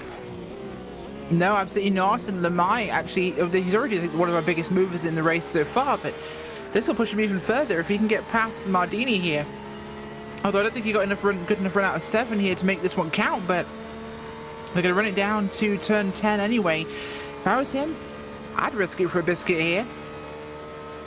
So many people have. What does Lemay do? Pretty big send. He went for it. He certainly tried as best he could and gave it a good shot, but just not quite enough. And Mardini will escape and come away with P6 in this. Lemay will have to settle for 7th. Incidentally, Peter Yertz and Gregory Sampson both were able to get around Thomas Doherty. And Doherty all the way back in 11th, and Keith Morgan in 17th after running as high as 6th, 7th, and 8th for the majority of this race. That's what contact can do for you, Taylor Burrish.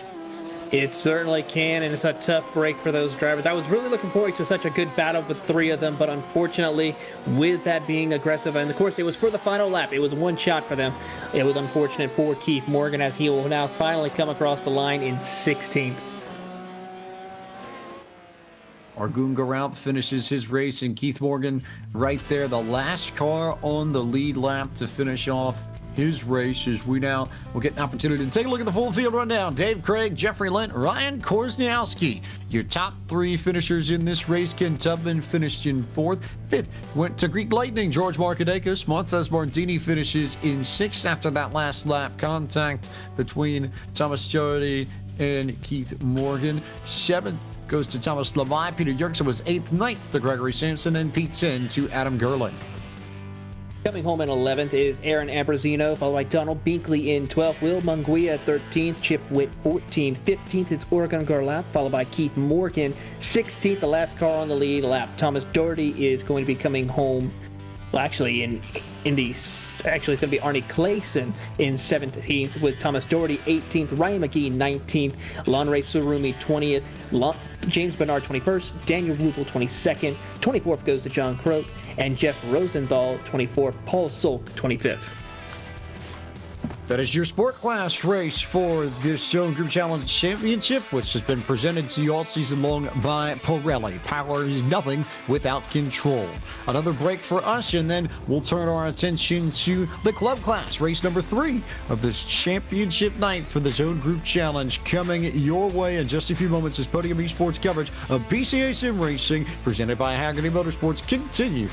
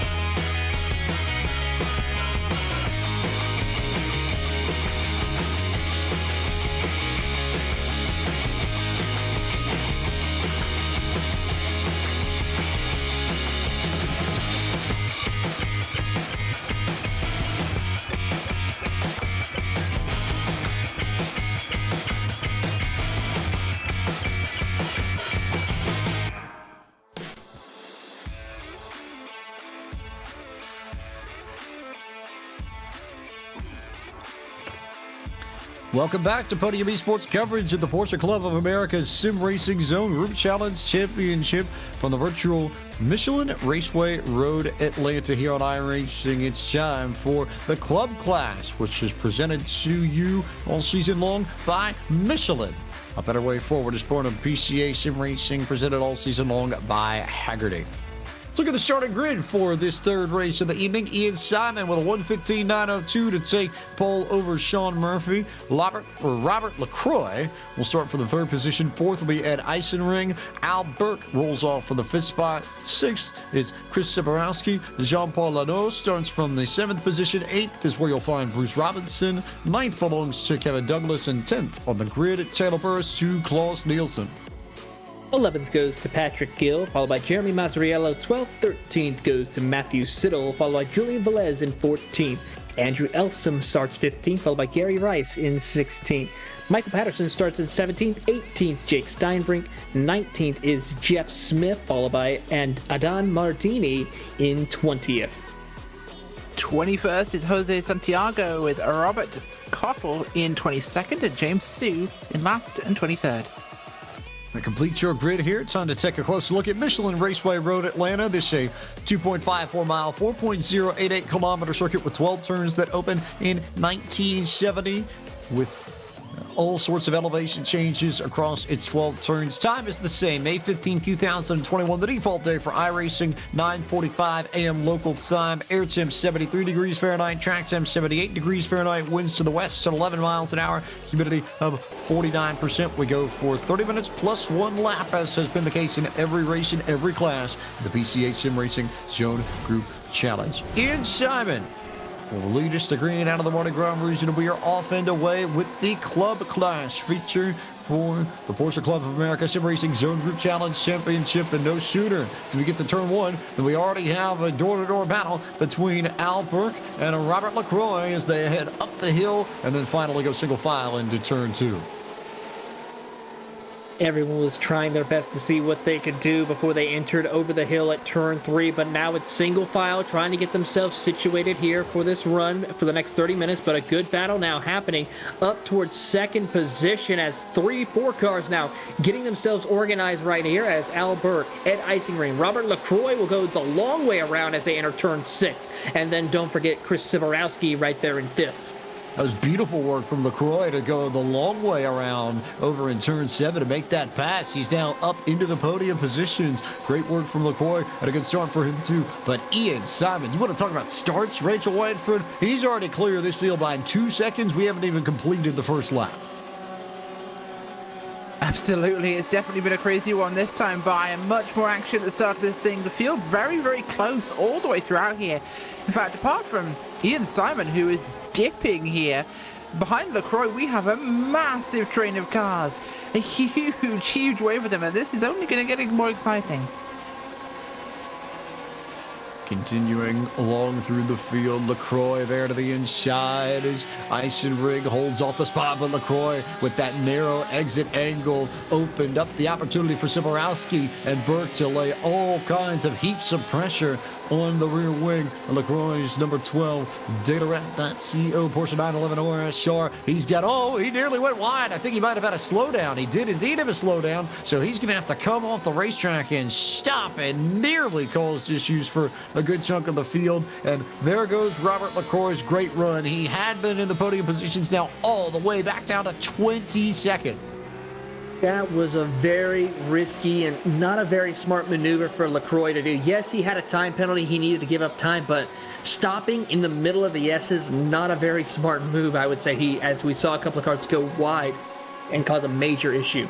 It's a minor miracle that we didn't have any major accidents out of that, given how we had the incident in the prior race where you had the one car basically do the same thing, and we had one car just bit it straight into the fence off of 5 and another have to go into the gravel to avoid it. Slowdowns are not the things you want to be doing in the S's of all places here. Narrow is part of the racetrack down at the bottom of the hill, that space is. So tough break though for Robert LaCroix, who now rides in the 21st spot as Ian Simon is gone. And when we say gone, it is a 3.6 second lead on the third lap of the race, and even Ed Eisenring's doing a nice job too. He's 2 seconds clear of Siborowski and Burke, which is your first good battle on the racetrack for third and fourth as we look at another good battle. This is Julian Velez, Gary Rice, and Jake Steinbrink. And to some degree, I'm not surprised to see Velez in one of these because it seems like every week in the Zone Group Challenge Championship, whether or not it was the qualifying races or these final 2 title races, Rachel, we've seen Julian Velez in some sort of fight like this all season long. He's the racing driver equivalent of an MMA fighter. Velez is always in the thick of it and always going for it. He gets himself right in there, he gets stuck in, and he does not pull his punches. This guy's always fantastic to watch on a racetrack. It was Andrew Elsom who went sideways just in the corner of your screen there. Contact, it looked like, with, I believe, and then Mardini, who just dove in a little bit too deep. So trouble there for Elsom as we ride on board with Albert, who will try and run down Chris Siborowski along the back straightaway and go catch him down the hill. Maybe off into turn 1, perhaps. We've seen good battles, and last time by, they were dead even on lap times just about. Siborowski was a 100th of a second faster, if that.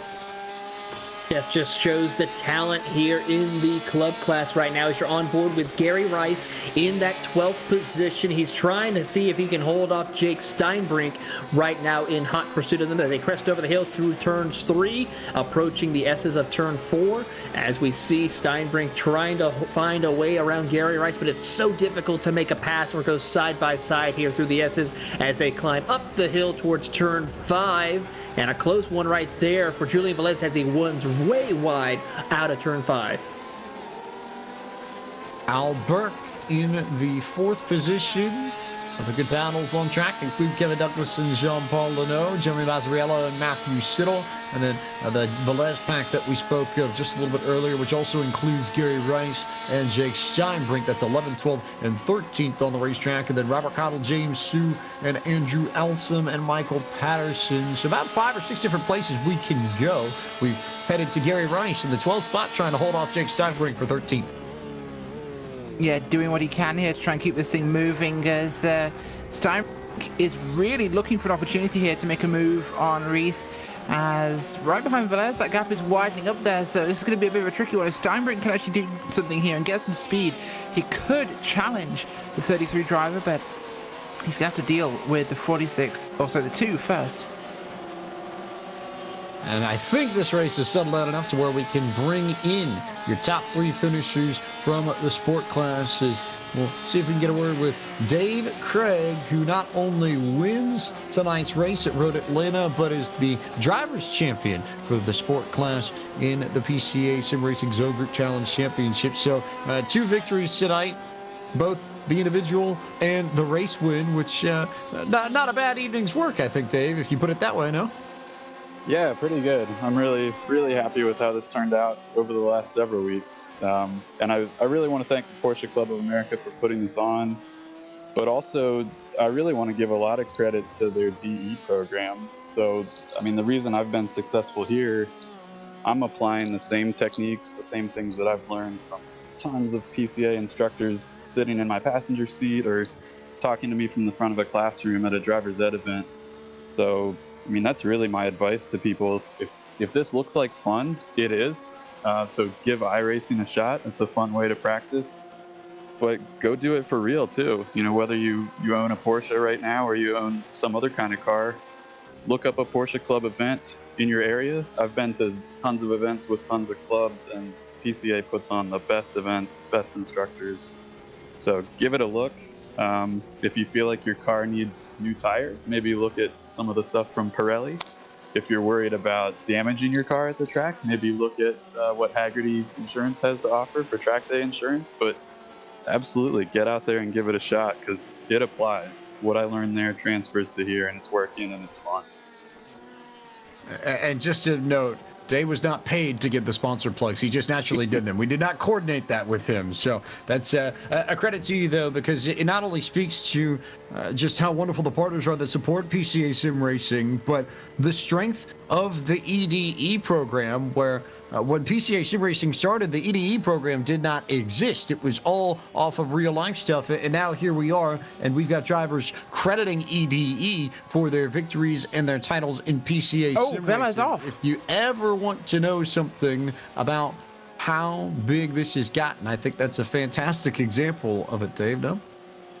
Yeah, absolutely. They really feed off of each other. The things you practice in your real car apply here, and the things that you practice here will work on the racetrack, and it's all about becoming more precise and more safe, and a byproduct of that is faster. Looking forward to Series 6. I think at this point now, we're back to the 911 Cup car for the first time since year one of PCA Sim Racing, and I think Road America should be very entertaining in that machine, no? Yeah, I like that car a lot. It's a lot different than this one. The tracks I really enjoyed during this series were more of like the finesse tracks. Like I think this was one, I think Sonoma was one. And I think the Cup car is more of a finesse car. You have to be a little bit more delicate and let it slide around and be gentle, as opposed to the RSR, which is just, slam it and force it to do whatever you want it to do. So yeah, it's a different driving style, and it'll be fun to work in that car. Well, Dave, congratulations on your victory tonight and on your Drivers' Championship in the Sport class, the Zone Group Challenge Championship. We'll just have to wait and see how it pans out for the zones now, but thanks for the time, and we'll see you at Road America in a few weeks' time. Yeah, thank you guys very much for what you do, and thanks to PCA, all our sponsors, and all the guys that make this work and make it so much fun. Dave Craig, your race winner from the Sport class. Second in that race was Jeffrey Lentz, and he is with Taylor Burris.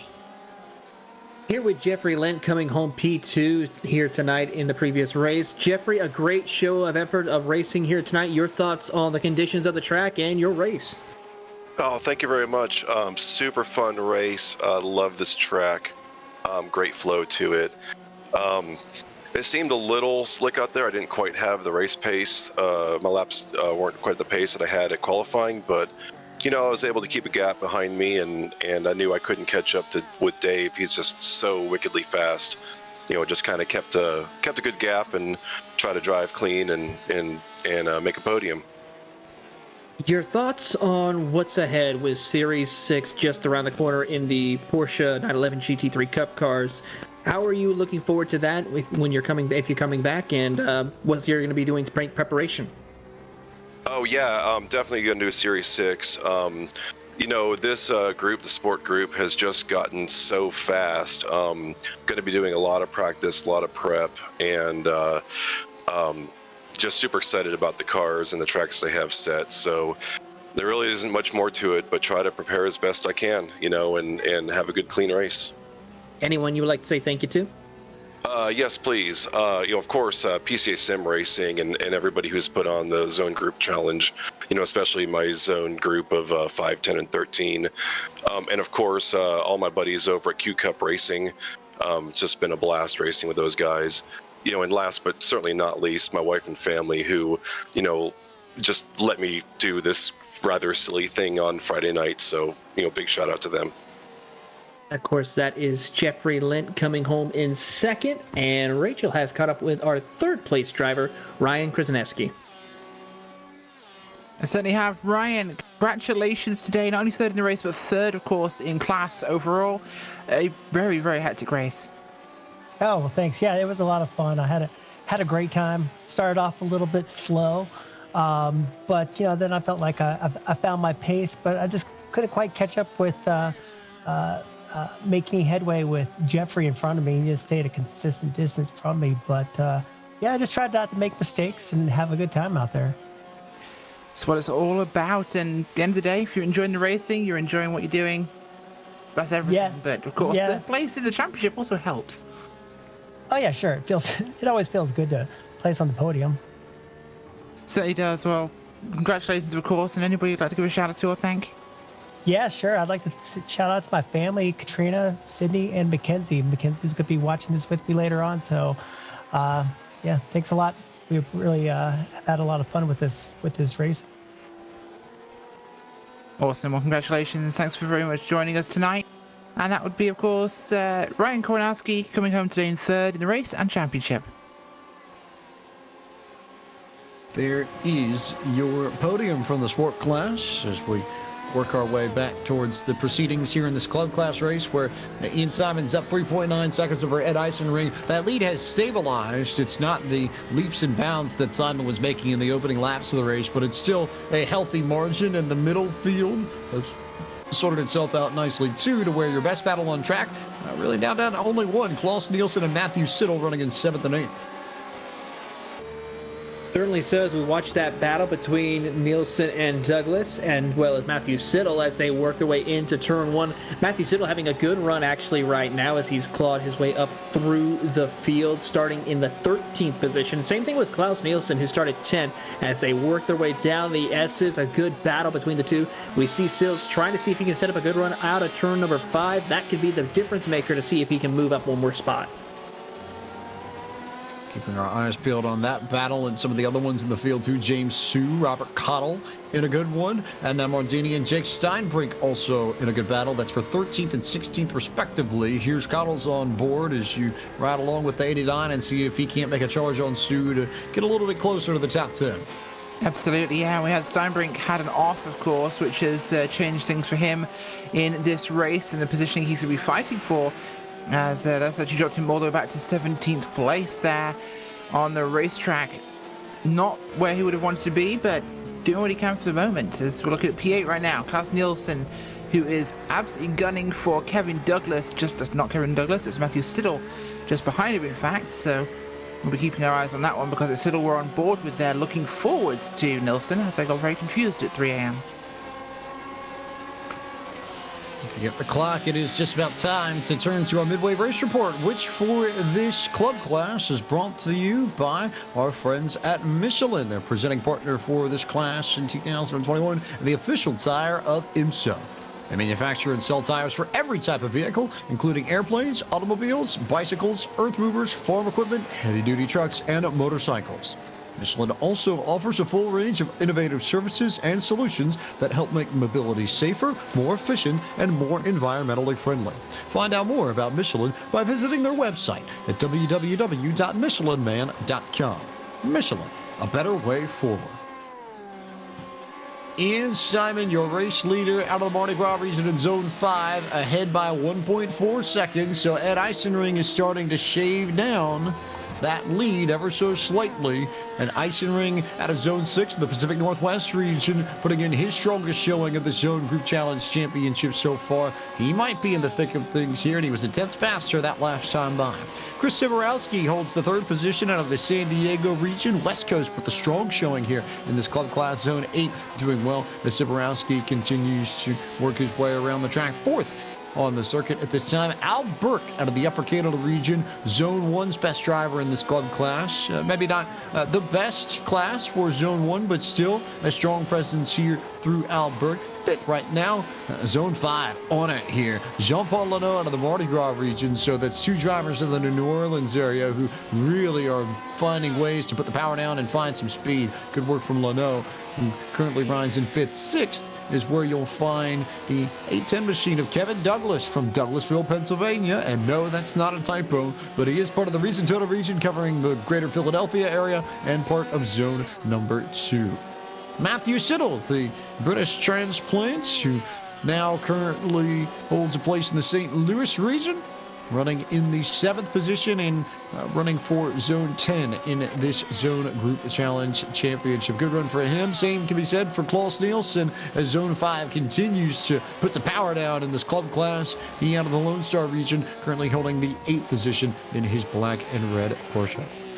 Zone 1's Jeremy Bazzariello out of the North Country region in the state of New Hampshire, riding in the 9th position. He's about 2.5 seconds back of Klaus Nielsen for that 8th spot, and about 3.5 seconds ahead of our 10th place driver in the field out of the central Wisconsin region, as if the livery did not make it abundantly clear. He will try and jump around to get up to maybe 9th or 8th. And those of you in the know will catch that nod. So I'll leave that one for you there and give you that. I would say nugget, but maybe cheese curd, I suppose, might be a bit more appropriate. But in either case, Pete said for Patrick Gill. Taylor. In the 11th position is Julian Velez from the Northern New Jersey region, Zone 1 in car 33. Started 14th, made a great climb of gaining 3 spots here since the drop the green flag. If you go a little further back in 12th, the Peach State region's very own Gary Rice from Zone 3, home race for him in the 12th position. Wants to try to gain a little bit more, but after starting 16th, a great drive so far for the Peach State region driver. Upper Canada region's very own James Sue in car number 14 in the 13th position has gained 10 spots after starting in 23rd. He's one of our biggest movers here since the start of the race. A great drive for James.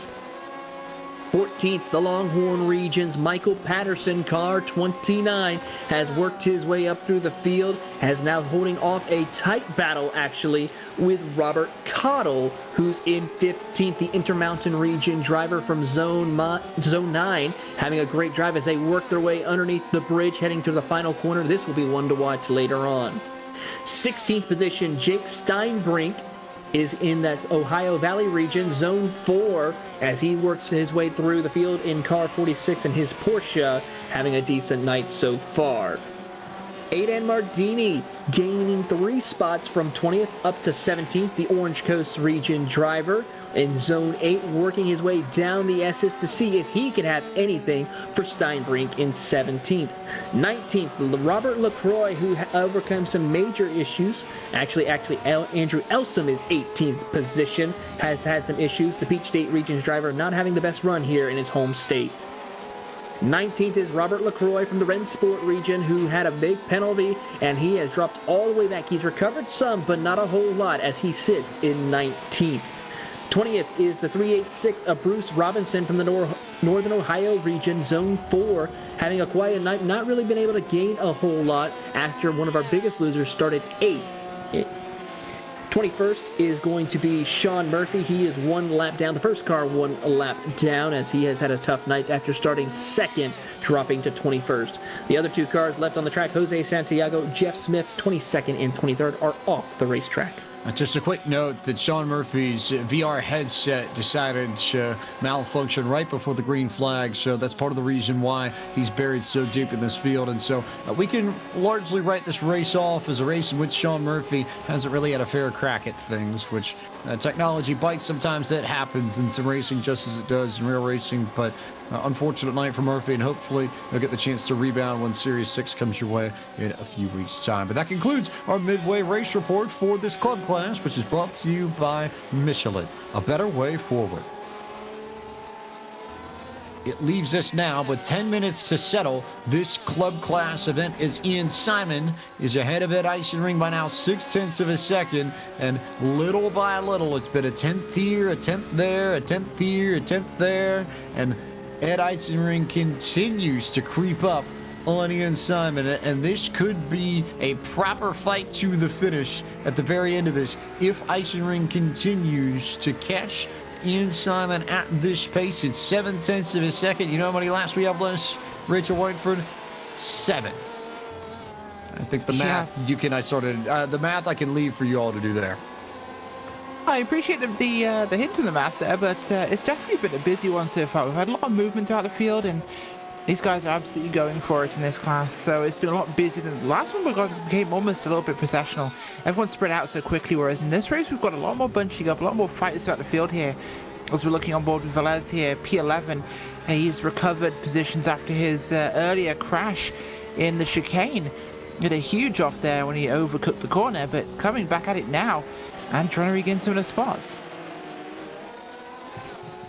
Just watching to see whether or not there's going to be any sort of madness, as there goes Patrick Gill off in turn 7, so he'll lose a little bit of ground and will lose the position to Gary Rice. So that's 1 spot down for Gill, as Simon actually was a little bit closer in time to Eisenring. That last time by was only 4 100ths as opposed to full 10, but the lead is now down to 0.4 of a second. Eisenring and Simon are almost equal on pace, but I think Eisenring is just that little bit faster, and that can make things very interesting at the closing 7 minutes and change, Taylor. It certainly is. This is probably going to be the best battle for the race lead here tonight so far as we watch on. Ian Simon trying to find the right lane to pick to get him set up for each corner. But here comes Eisenring, and Chris Siborowski now has made some big gains. Actually ran the fastest lap last time by. And actually looking through timing and scoring, he is the one that ran the second fastest lap of the race next to Ed Eisenring as they snake their way down the back straightaway heading to turn 10. Working their way down the back. All eyes here on Eisenring, who elects not to take the toe from Ian Simon. That's a bit of a surprise. They'll work their way through the chicane. Pretty even lines here, but you can see the time difference, and that I think might be where Eisenring is gaining a lot of his time on Ian Simon. It was a much more straightforward line through the chicane, a much more direct line, and we'll see it in the lap times too. How about that? It was a solid 4/10, and Eisenring is there. There's no question now. It was a 16-7 to a 17-1 for Simon, and this is a proper battle for the race lead within the final 6.5 minutes of this club class race. Absolutely is, of course, and it's not been very often we've seen a battle for the lead in this series, of course. It's always been a dominant, standout performance by the eventual winner, but this is the first time I recall, at least this season so far, we've seen a real close battle here, and there's potential here for Eisenring to do this thing. He could get past. In fact, so could Chibroski. I was about to say, yes, Eisenring's the one that's been getting the attention from our booth the last few minutes, but don't forget that Chris Siborowski is right behind these two, and if they have any sort of issues, we saw it earlier where drivers get into each other, and drivers behind the two involved in the situation end up gaining 2 or 3 positions just by keeping their noses clean and out of trouble. So Siborowski, even though he's maybe not quite as quick as Simon or Eisenring, at least at the moment, absolutely has a shot to win this.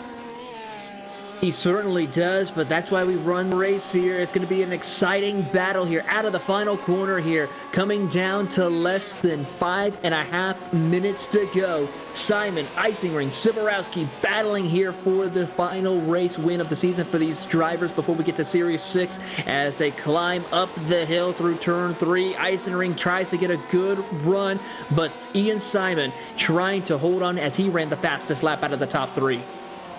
He did indeed run the fastest lap out of the top 3. It was a 17-2 to a 17-6 to a 17-3. So variation amongst all these three as they continue to bunch up. Here goes Eisenring wide on the entrance to 6. He's going to get on the brakes a little bit earlier than I thought he might, but there's the opportunity here. You can either try and send it off into turn 7 to get the spot here or get the good run out of the corner and line something up to make it happen in turn 10. How many times have we seen incidents over there? How many times have we seen people try and pass there? How many times do we think we're going to have opportunities for these drivers to make something happen, Rachel?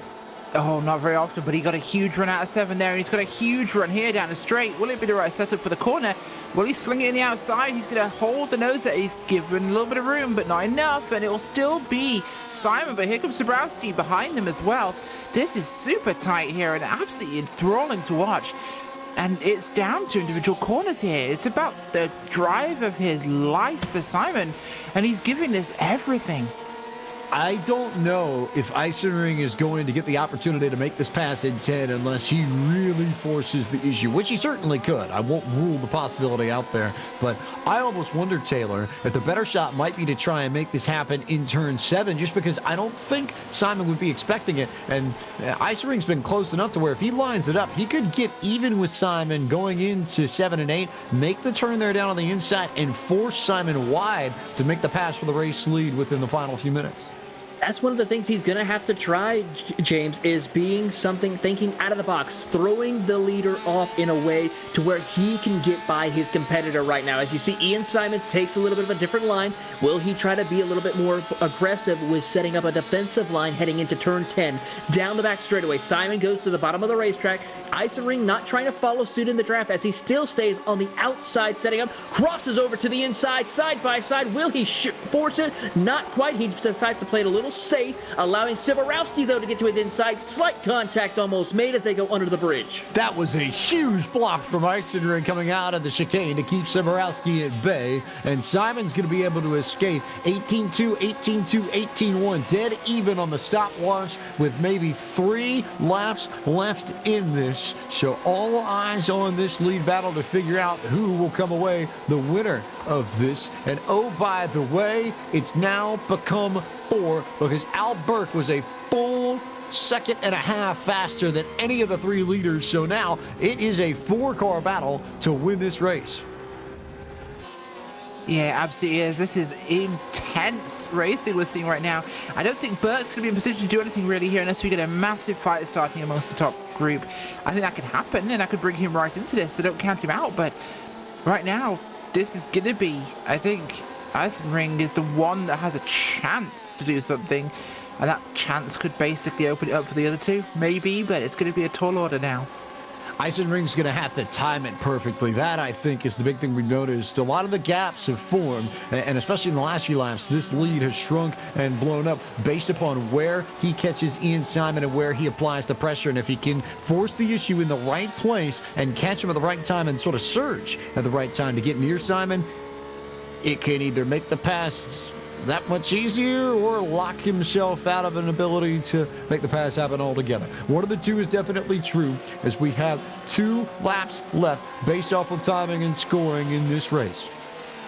Here they come down through turn 3. A little bit of a hiccup right there for Eisenring. He tries to gather it back up. Down the S's they go. Siborowski watches on from 3rd as they approach turn 5. Coming up into turn 5 right now. Up through the little bit of a kink, over the hump right there. Heading down this short chute to turn 6. Nobody really looking to make a pass right now.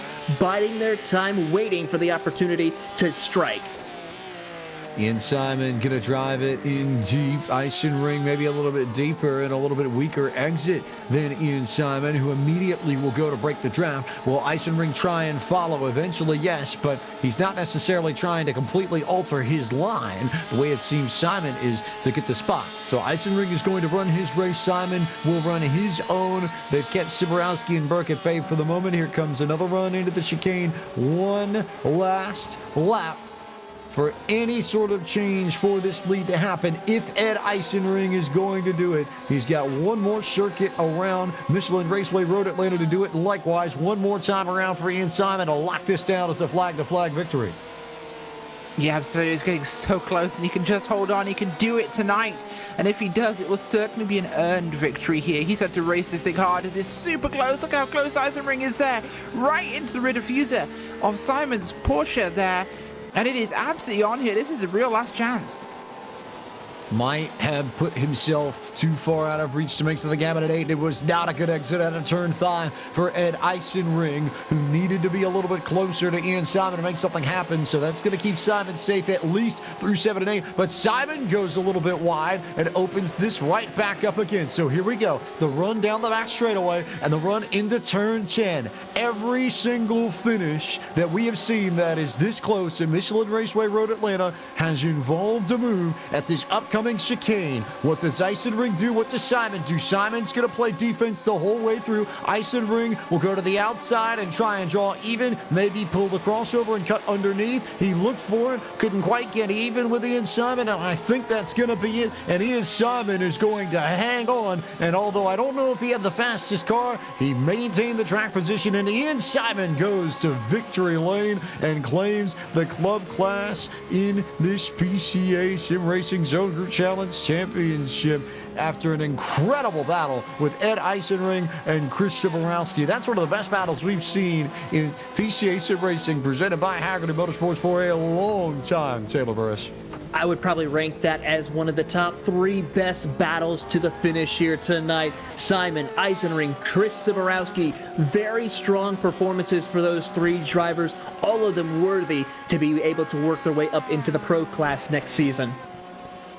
Beautiful work there from Ian Simon. Cannot credit his drive enough after the way he had to hold off Eisenring, because Eisenring was faster, Rachel. I think we can see it, and you can make the argument that Siborowski and Burke were faster than Ian Simon as well, but Simon with great defensive driving, that's racecraft and experience on full display right there. That's what earned Ian Simon this victory. Absolutely, without a doubt. He did nothing wrong. He held his nerve, and it was so easy there to be kind of thrown off by Eisenring's relentless attacks. But Simon just held it, and he kicked ass. Held tight, held strong, and holds on for the race win by 0.3 of a second, ultimately over Eisenring. Siborowski was third and Albert fourth. Matthew Siddle completed the top five. Jean-Paul Leno makes it first and sixth for the Mardi Gras region, much less Zone 5. Jeremy Mazzariello finished in seventh, eighth, Punta Claus Nielsen, Julian Velez, and Gary Reins completed the top 10. Taylor.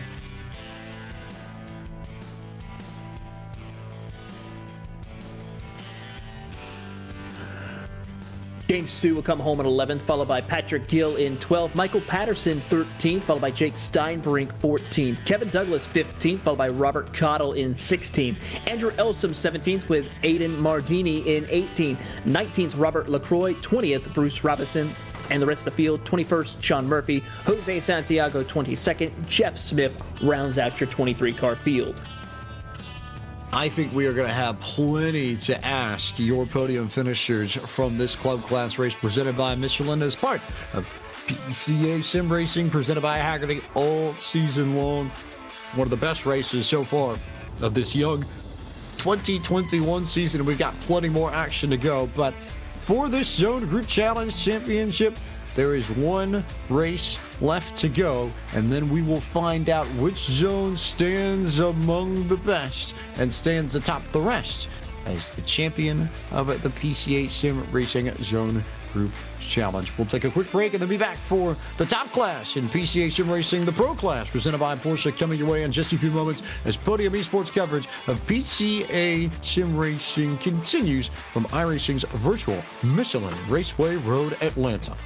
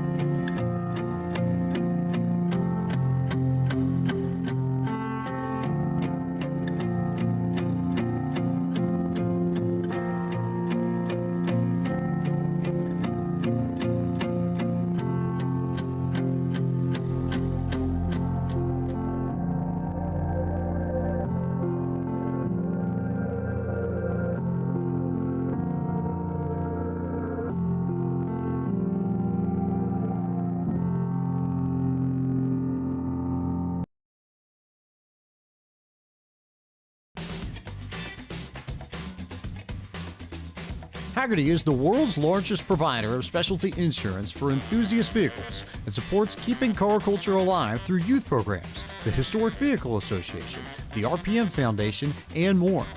Hagerty is home to key programs such as the Hagerty Drivers Club, Hagerty Drive Share, Hagerty Valuation Tools, the Hagerty Drivers Club magazine, and much, much more. For more information, visit their website at hagerty.com.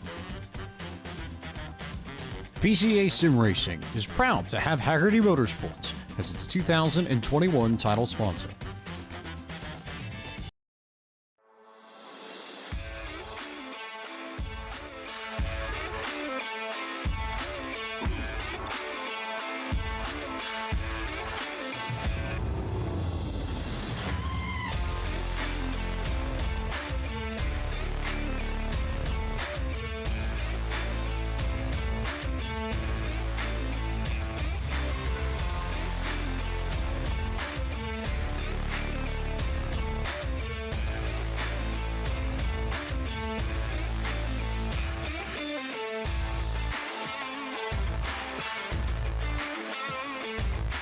Welcome back to Podium Esports coverage of PCA Sim Racing Zone Group Challenge Championship, an event of PCA Sim Racing presented all season long by HAGERTY Motorsports. It's time for the Pro Class, the top class in PCA Sim Racing presented by Porsche, and it's time to bring you the starting grid for this final race of the PCA Sim Racing Zone Group Challenge Championship. Michael Polisek on pole with a 1:15.009. Chris Braun and Rafael Amorim start second and third. Cameron Martineau and Robert Rattray complete your top five. Sixth is Jacob Schum, James Youth, Jason Stanley, Lee Peterson, and Chris Pies. The top 10 in the grid, Taylor. Starting in 11th is Joe Stiffel, followed by Derwin Kosnick in 12th position. Todd Panic in 13th, followed by Mark Hughes 14th. Igor Swaker in 15th. Rick Reisenberg 16th. Shabala Benyopadje 17th with Jonathan Schum 18th. 19th is Stephen Chen. Rodney Campbell rounds out your top 20. Trey Jarhorn, Richard Franco, William Anderson, and Gabriel Albano. Your full field as we go green flag racing, and it's the Pro Class presented by Porsche to round out the PCA Sim Racing Zone Group Challenge Championship. 2x2 into the corner as Michael Polisek will get the lead on Chris Braun. It will slide a little bit backwards. Rafael Amorim will go to second ahead of Braun entering turn 2. Been going early tonight. The field incredibly tight coming through the start of this one, but we've got a big early lead by Polisek, as one would expect from him. He is incredibly quick, but the field snaking its way through turn 5 now as they get going on this inaugural lap, and it's really close all the way through, actually. Really tight stuff. Cameron Martineau had a moment over in turn 5 and just about lost the position as you see the field work their way through turn 7 for the first time this evening. Polisek clear by a half a second ahead of Amorim, and then Braun, Martineau, Rattray, Schum, Pies, and company continuing to just hang out. You see the draft train here. It's just a line of Porsche 911s heading all into the chicane in turn 10. Now here's the question. How will they react as they enter turn 10 chicane? Here they go. Look, a couple of cars locking up their brakes a little bit as they make it through nice and smooth. No one's really making any contact. It's just single file trying to get through this first lap, feel out the track. One car did have an incident, though. Shabala Benyopadje has now dropped back to 23rd after he has suffered significant damage to his Porsche. Big damage to Benyopadje's machine, and he is already in pit road just trying to keep that car lined at least somewhat in one piece, although it's pretty well dinged up. As we're right on board with Michael Polisek now, looking out the rear window of Rafael Amorim and company, and just tight racing and tight pacing too. That's, I think, the biggest thing to note here is you're going to see maybe hundreds and tenths make the difference in this space, but it's not going to be by a lot, Rachel. It's going to be very tight all race long.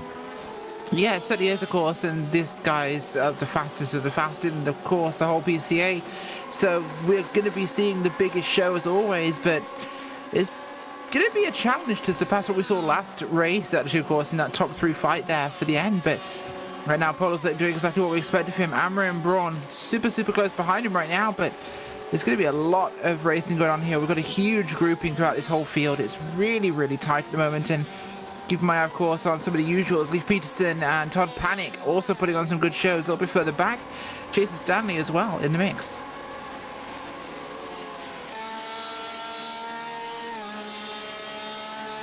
Working through turn 1 is Todd Panic, riding right behind Joe Stiffel out of the Chicago region. PCA Panic out of the Pacific Northwest region. So you've got a Chicagoan and a West Coaster going to work on each other. And then you've got Derwin Kostanak up just ahead of this group, and Kostanak trying to maintain his place in the Wild Rose region, calling Calgary, Alberta area home is Kostanak. So a little bit of a Northwestern influence to this battle for 11th, 12th, and 13th. Certainly so, indeed, as he has Joe Stiffel, Leif Peterson, of course, Mr. Consistency right in front of him as well. But right now you're on board with Chris Braun, the 5th place driver, car 258 from the Northeast region, trying to hunt down Robert Rattray in the 033 Porsche as they work down the back straightaway, coming out of turn 9 before entering into the turn 10A, 10B chicane here. And a great battle as they work their way through. Still close, not close enough to make a pass, but briefly touch on Christopher Pye. Starting 10th, has gained 4 spots now, up to 6th position now, and we've just completed now lap number 4 of this race. Chris Pye's on the move. Not a huge surprise. One of the fastest drivers in PCA sim racing. He's one of the very few that's been able to properly helm Michael Polasek throughout this Zone Group Challenge Championship as we run on board with Robert Rattray looking off the rear wing, looking back at Chris Braun, who holds the 5th position in the Gulf-colored machine.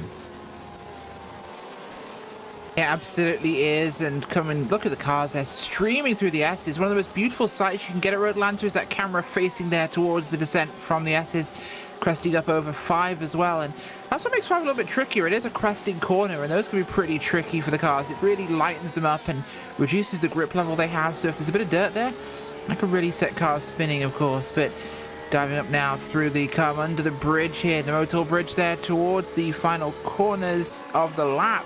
The big straight, look at that train of cars streaming down. Super close out the field here. We are, of course, on lap number 4, and the field hasn't really separated out much. Not much separation at all, and as these drivers begin to figure out where their battles are going to come, we absolutely must talk to the podium after that fantastic club class race, and we start with our race winner, Ian Simon, out of the Mardi Gras region, now with us. And Ian, the simple question, the easy question, how on earth did you manage to hold all of Eisenring and Siborowski and company off for as long as you did and managed to not make a mistake? I think I made several mistakes. I had a decent gap there at the start, and I was just trying to, be consistent and pace myself, and had off at 3 and had to give up a little time. And then from that point on, it was nose to tail the whole race, and it was a little nerve-wracking. I asked Chris during the race if he was going to come join us to take a little pressure off of me. So, you take the pressure, you take the victory on not quite home turf, but still a big victory here for you, and a big way to build momentum off into Series 6 with the Cup car, no? Yeah, still weary about the Cup car, but we'll get some practice in now that we don't have to bounce back and forth and try to get it under control. Hopefully we can get a little better consistency out of that one and replicate what we did last season in Series 5. It's going to be a little tougher this time around, though. Going up a class will make things a little bit difficult, but you did have success in Series 5 and were victorious in a few different spots, so you'll look to bring that with you to Series 6. But until then, who do you need to thank for making tonight's run possible? My buddy Q Cup guys, Ken Tubman was spotting for me, and just everybody putting the series on. It's been a lot of work behind the scenes, and they've done a really solid job organizing it. And on behalf of everybody at Podium Esports and the Porsche Club of America, congratulations on your victory this evening, and thanks for your participation in the Zone Group Challenge Championship. We'll see you for Series 6 in a few weeks' time. Yep, thanks a lot, guys. Ian Simon was the victor. Ed Eisenring was the man who just came up a little bit short, and he is with Taylor Burris. Here with Ed Eisenring with a great drive battling for the race lead for the previous race. Ed, what a show you put on. Tell us, is there any way you could have found a way around Ian Simon? Yeah, thank you. Thanks so much for sure. And first of all, I feel honored in this company of Ian. He's a champion of last year, and now Chris still the champion here. So congrats to those guys. But it was tough, It's between those guys and really pushing. But I just couldn't get past him, and it had a few opportunities, but great defending and at Chris on my tail. So it was challenging, but I'm very rewarding and super excited. We look ahead now to Series 6. What do we expect to see you be doing in Series 6 with a new car? Of course, returning car with the Porsche 911 GT3 Cup car. Yeah, correct. I love the car. That's how I kind of started in the Cup car and made my ways to the GT4 Cup and the GT4 and then the RSR now. But I really love the Cup car. It's challenging but very rewarding if you got it right and with the right training and efforts there. I feel confident in a good Series 6. Well, before we let you go, Ed, anyone would like to say thank you to? Yeah, of course. Thanks to Victoria Bentley, and of course, shout out to David Williams, VRS. Put a lot of time in practice, but also with his support. And thanks for all my mates in the Wild West Zone. So this win is for you guys. Of course, that is Ed Isingring coming home second in the club class, and Rachel has caught up with our third place driver, Chris Zaborowski. Absolutely have. Chris Zaborowski at third place today, but also first in the club class championship there. So congratulations on the podium and the win. All right, thank you. Appreciate it. It was fun out there. Yeah, tell us about the race for you today. Exactly how tough was it trying to get past those guys? Yeah, Ian and Ed they're great competitors, great guys. We moved up the ranks together, and it's fun to see them driving so well. And I figured that if I just kind of stick with them and we avoid some contact and drive a pretty conservative race, that towards the end we'd be able to make a run at each other. And sure enough, that's how it played out. Had a couple opportunities there where they went side by side into the last chicane, and I figured I'd pull up on them and then get on the power early and see if I could send it down the inside. But it was just a little bit sketchy, and figured I'll cut my losses and take the podium instead of ruin other people's days. Sometimes that is the tactical choice you've got to make, but either way, it worked out for you in the end. Anybody you'd like to give a shout out to or thank for this? Yeah, I mean, all of the Wild West Zone drivers. I mean, the prep for this stuff is again unbelievably long, and you need people to race against. And then, of course, I can't do it without the support of my wife, and giving me some leeway to spend some time in the simulator, especially when we have short turnarounds between tracks, and races. So, thanks for the support, babe. Well, thanks for joining us today, Chris. And it's Chris Zaborowski coming home today for zone number 8 with the win in the championship here and third place on the podium. James? A fantastic podium from a fantastic race as we return our attention to this pro class, the finale of the Porsche Club of America Sim Racing Zone Group Challenge Championship. Here's Cameron Martineau, who has worked his way up to third. Remember, Martineau was the winner of the PCA Team Racing inaugural event at Sebring last month, so albeit not quite in the same series, but he's got some success in PCA Sim Racing already this year. Rafael Almarim racing at home, the PCA region, of course, the home region for Michelin Raceway Road Atlanta, one of the best represented regions in all of PCA Sim Racing, and you know that they want to have one of their drivers perform well and show up and make things happen in a very special way here on a special night for them. Certainly so, James, as we watch those two battle as they work down the S's, approaching turn number 5. Almarine holding off Martineau as they come out of turn 5. Crest over the hill before they make the run to turn 6. A little bit squirrely there for Martineau, but is able to gather it back up to continue on with the battle of Almarine, as they are currently 3.7 seconds back from your race leader, Michael Polasek, as we watch James Hughes in a battle for P8. James Hughes working his way right behind Jason Stanley in the 7th position, and this just a really solid group here between Jacob Shum, Stanley, Hughes, and even Leif Peterson is right at the back of this. He's also in the mix for a spot here. Yeah, certainly is. Of course, Leif Peterson's been really pushing it in this one, and he's working his way forwards. Of course, still 9th from where he started, but plenty of chance for him to go after some of these guys here ahead of him. And he's been looking pretty good recently with his lap times. He's looking pretty strong here. Stanley and Huth are ahead of him there. Shum just ahead of that group. So plenty of potential for some movement here at the bottom of the top 10.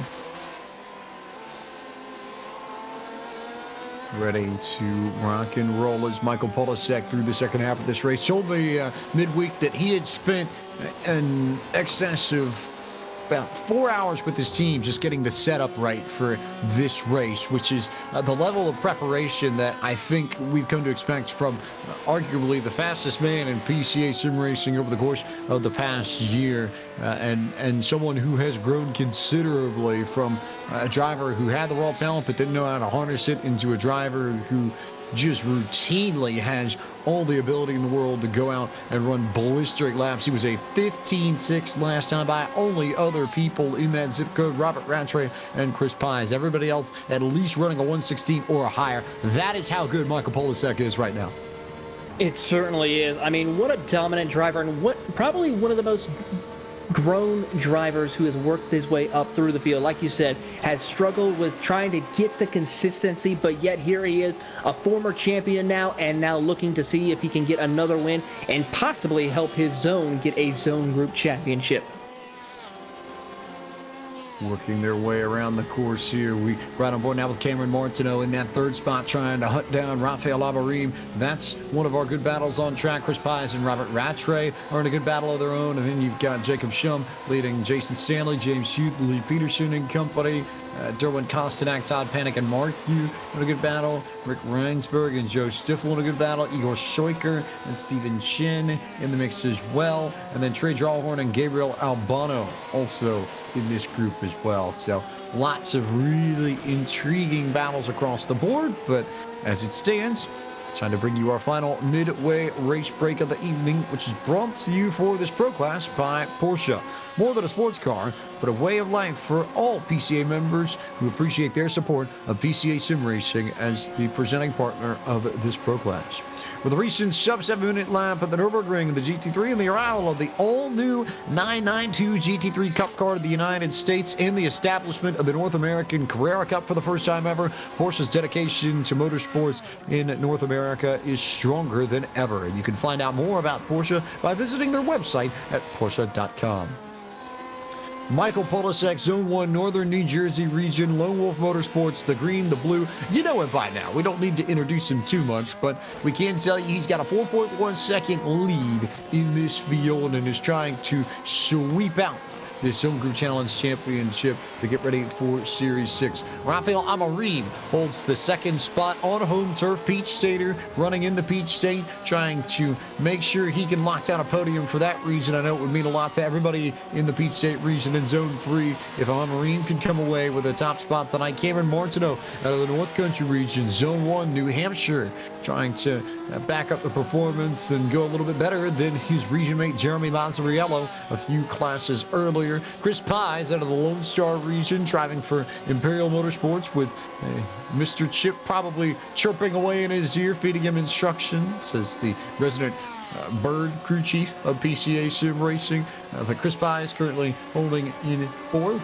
Robert Rattray in the fifth spot out of the Gold Coast region, Zone 12, holding it down for all the Floridians out there, making nice work of this racetrack. And in the top five as well, Jacob Schum out of the Carolina region for Team Schum with a lighter blue and green. That's almost a Carolina blue that the Tar Heels would know very well, paired with the green. But Schum in sixth. Jason Stanley currently in the seventh position out of the Lone Star region around the Houston, Texas area, covering his bases and doing a nice job for Zone 5. James Hughes rides in the eighth position. Another Zone 1 driver out of the Hudson Champlain region, all in good shape for him. And Leif Peterson, his running mate, these two have been around PCA Sim Racing for as long as PCA Sim Racing has been around and have raced each other for forever. So nice to see Hugh and Peterson running nose to tail. Peterson out of the Maverick region, Zone 5, and the Series 5 champion in this class as well. Chris Bond has the final spot in the top 10. He's out of the Boston area, the Northeast region, in Zone 1, who continue to just rack up points here in this Zone Group Challenge Championship, Taylor. Currently in 11th position, starting in 13th, is Todd Panic from the Pacific Northwest region, as he is in car 77, working his way down the back straightaway here, heading towards turn 10. A great drive for him after gaining a couple of spots here since the drop of the green flag. A little further back, about 1.1 seconds back, you'll find Mark Hughes from the St. Louis region, Zone 10 in car 34. The HBR HAGERTY Porsche having a great run after starting in 14th. 13th is the 003 of Joe Stiffel from the Chicago region, Zone 13 in those Tiger, pretty much the Tiger colors as they work their way through turns 1, having a great run as he is trying to work his way into the top 10. 14th, after starting 16th, Rick Reisenberg, car number 8 from the Diablo region, Zone 7. Another Texas native as they work their way through the field right now as he's trying to see if he can gain a couple of more spots in the closing stages. 15th, Igor Soiker from the Chesapeake region right now in a heated battle for that 15th spot. Zone 2 as he comes out of turn number 5. He has, though, right behind him, Steven Chen in car number 14 as he looks to the inside. Almost close contact. The Diablo region driver tried to make it work, but could not make it stick to where he could work it out of turn number 7. 17th, Rodney Campbell from the Wild Rose region, zone 14, having a quiet night as well after starting in 20th, picked up a couple of spots and having a quiet night so far. In the 18th position, Derwin Koznak from the Wild Rose region, zone 14, has lost a couple of spots since the drop of the green flag, started in 12th, has now fallen back to 18th in car 190. 19th position is Trey Drawhorn, the fan favorite from the Chicago region, car 395, having a tough break here so far, but gained a couple of spots after starting in 21st. Rounding out your top 20 is after starting in 18th, Jonathan Schoon in car 97, another Carolinas region's driver from zone 3, coming out of the final corner to see if he can have anything for Trey Drawhorn. 21st. Absolutely. And the last driver, of course, because Taylor is lazy, is the 21st place, Richard Franco, the 13 car from the Potomac region, zone number 2. He's been doing what he can tonight, of course. He's up one spot, and it's a quiet race for him. Now, Rachel, I was about to say something about that, but you know what? We also forgot two other drivers who are currently out of the race, Gabriel Albano and Shabala Benyopaje, and that is your 23 car field. And Willie Anderson.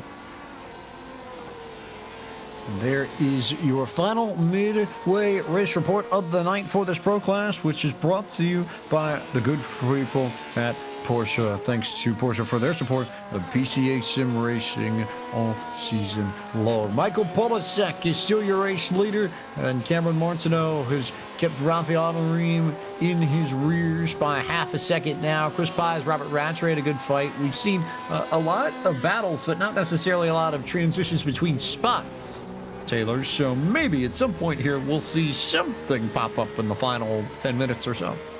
We certainly can possibly see something happening here in these closing stages here tonight. Robert Rattray trying to put on a good performance, but Jacob Schoon as well, or Robert Rattray is trying to find his way around Christopher Pies, but can't seem to get the run he needs out of turn number 7 right now as they work down the back straightaway, heading to turn 8 and 9. He's not close enough to utilize the slipstream to set up a pass into turn 10, but he's going to try to see if he can close the gap a little bit as they come down the hill towards turn 10. He's staying in the slipstream, going to take the same route as Christopher Pies. Of course, Mr. Chip keeping Chris aware of everything going on as they come underneath the Fox Factory Bridge, out of turn 11 and into the final corner.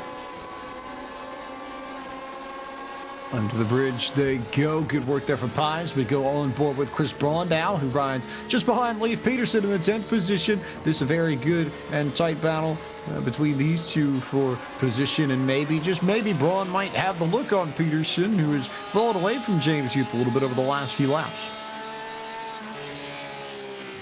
Absolutely is, and right now that fight is probably one of our closest we've got here, as they are absolutely on top of each other now, diving down through here, as we're going to see what he can do with this one. Peterson's really been pushing here. He wants to get this secured, of course. He's unfortunately lost a bit of ground, though, on the likes of Stanley Huth and Schirm ahead of him, who he was racing pretty closely with. So now his battle is to hold that 9th position where he started. Okay, a little bit further back, here's Derwin Kostanak, and you've got Rodney Campbell just up ahead and now behind as Campbell misses the curbs on the exit of turn 5 and will give up the spot to Kostanak, who goes to 17th and will now try and chase down the familiar red and yellow machine of Igor Soiker. Just ahead, you look all from Soiker's rearview mirror and see what Kostanak may or may not be able to do, but this should be a good fight going off into the hairpin. Yeah, Soiker locked up the front tires a little bit. That's going to allow Kostanak to get a good run out of turn 7 down the back straightaway. He has the slipstream to his advantage, takes a peek to the inside. As we see, Soiker's not going to be too aggressive. They're going to go side by side. Kostanak makes the pass. He's there, and as we see Soiker lock up the brakes again, that will give Kostanak the position, move him up to P16.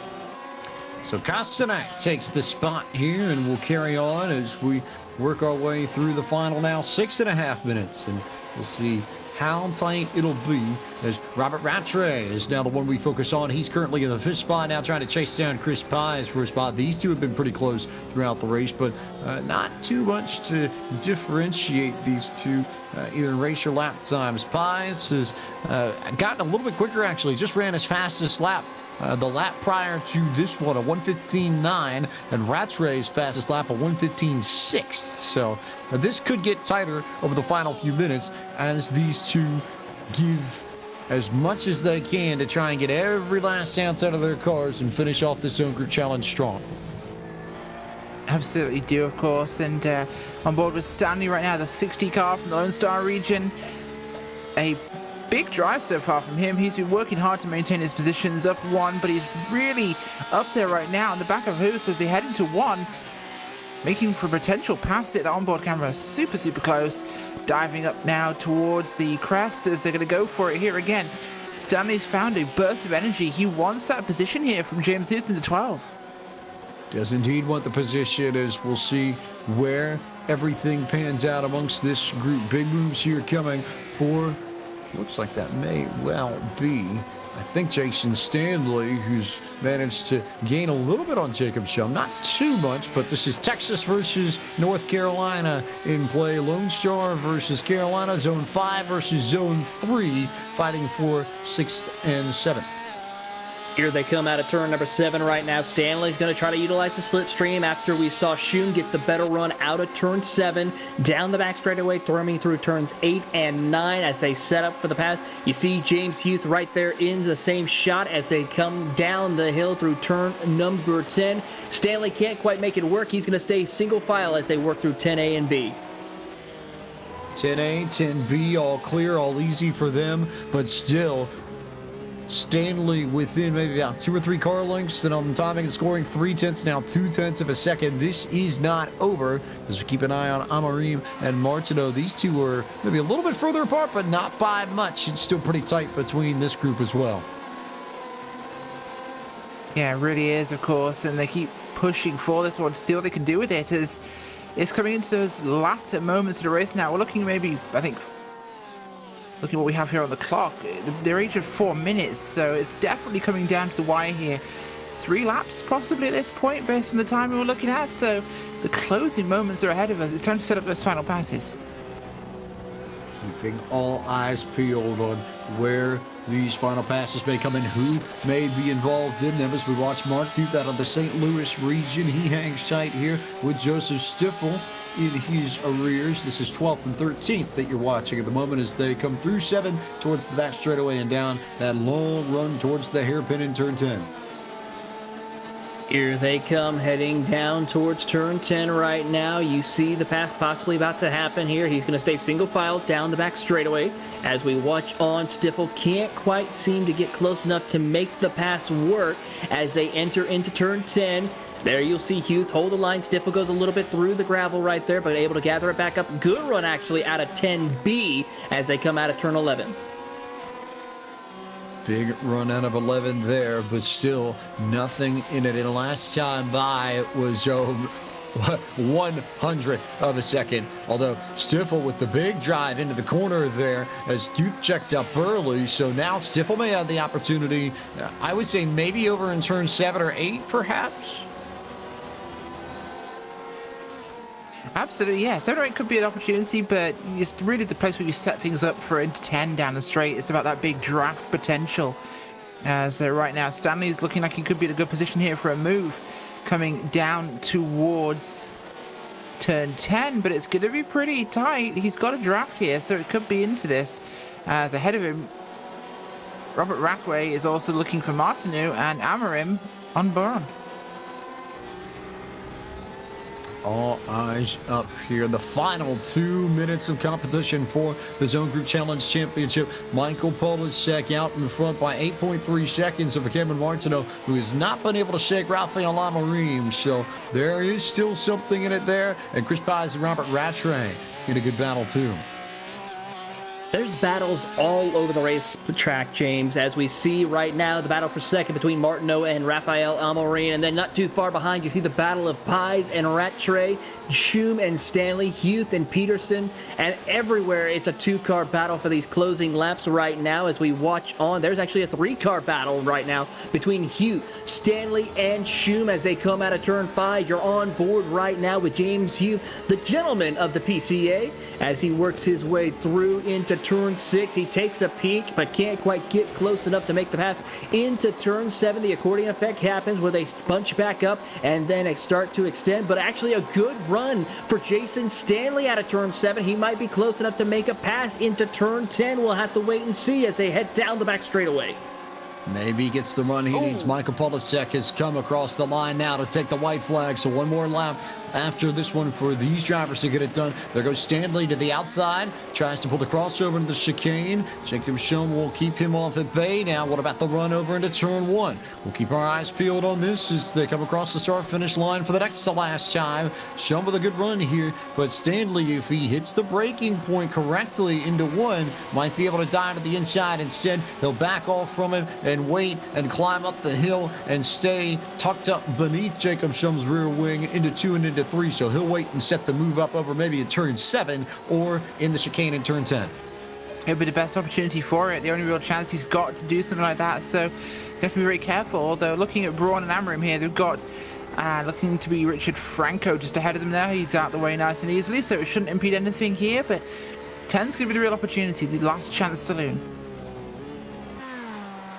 How tight this may be as Michael Polisek comes down the back straightaway here. No question, no doubt, no debate whatsoever that the fastest man in the Zone Group Challenge Championship and the Drivers' Champion for the Pro Class is going to be Michael Polisek, who wins the Pro Class race here at Michelin Raceway Road Atlanta. Now for the battle between Schum and Stanley and Huth, who come through that corner the last time. Nothing there. So it will be as you were after all that tight racing, and Schum is going to be able to hang on over Stanley and Huth, and they'll go 6, 7, 8 in that order, and it's going to be Joe Stiffel, maybe. He tried to get a good run here. Maybe Stephen Chen, Derwin Kostanak. Stephen Chen looking to the inside of Derwin Kostanak, and then looping it over around, and Kostanak sent it through the grass and gave the spot to Stephen Chen as we watch some of the battles a little bit further back finish up here, but good racing that's going to go to Stephen Chen ahead of Kostanak, who will beat Igor Soyko to the line, and now we await, I believe Trey Drawhorn is the last one we're waiting on to finish. Yeah, Trey Drawhorn's now coming up through turns 10A, 10B by himself after a decent, quiet run here for him tonight. A tough break, though, as he is one of the fan favorites. But all the battles, James, that we saw throughout these closing laps here, very exciting as we see Drawhorn come across the line to take the checkered flag. But very exciting. It's just only a hint of what we could expect for the next series coming up in a couple of weeks. We will keep our eyes peeled for all the action coming up as we bring you the full field rundown for the Pro Class presented by Porsche. Michael Polisek, winner over Cameron Martineau and Rafael Almorin. Chris Pies and Robert Rattray completed the top 5. Jacob Schum, Jason Stanley, James Huth, Lee Peterson, and Chris Braun completed the top 10. Taylor.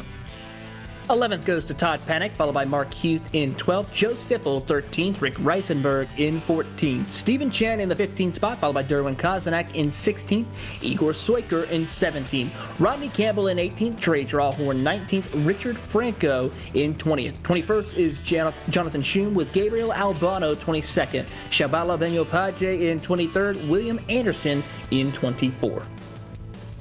And that completes your full field rundown for the Pro Class of the PCA Sim Racing Zone Group Challenge Championship, which has been brought to you by Porsche, a part of PCA Sim Racing, presented all throughout 2021 by HAGERTY Motorsports. As we now wait for the final driver to come in, we're just waiting on our champ here, at least within this class.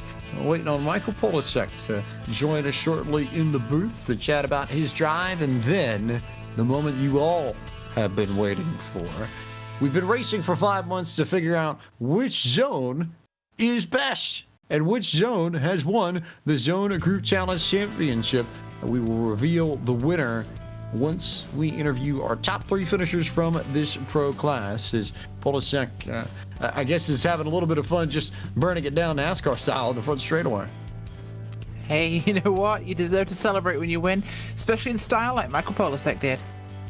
We've got Michael Polasek on his way and up into the booth, and we now bring in our race winner and the champion of the pro class here. It's only 2 races, but a fun 2 races for you, Michael. And you were talking a little bit earlier this week about the challenge of just setting a car up for this track. How difficult is it to get the mechanics on this Porsche 911 RSR right for a place like this that isn't necessarily bumpy so far as the surface is concerned, but with all the elevation changes here, we've talked about them all night, and any good setup here, you have to account for the hills and the valleys and the bumps that naturally occur when you travel over them.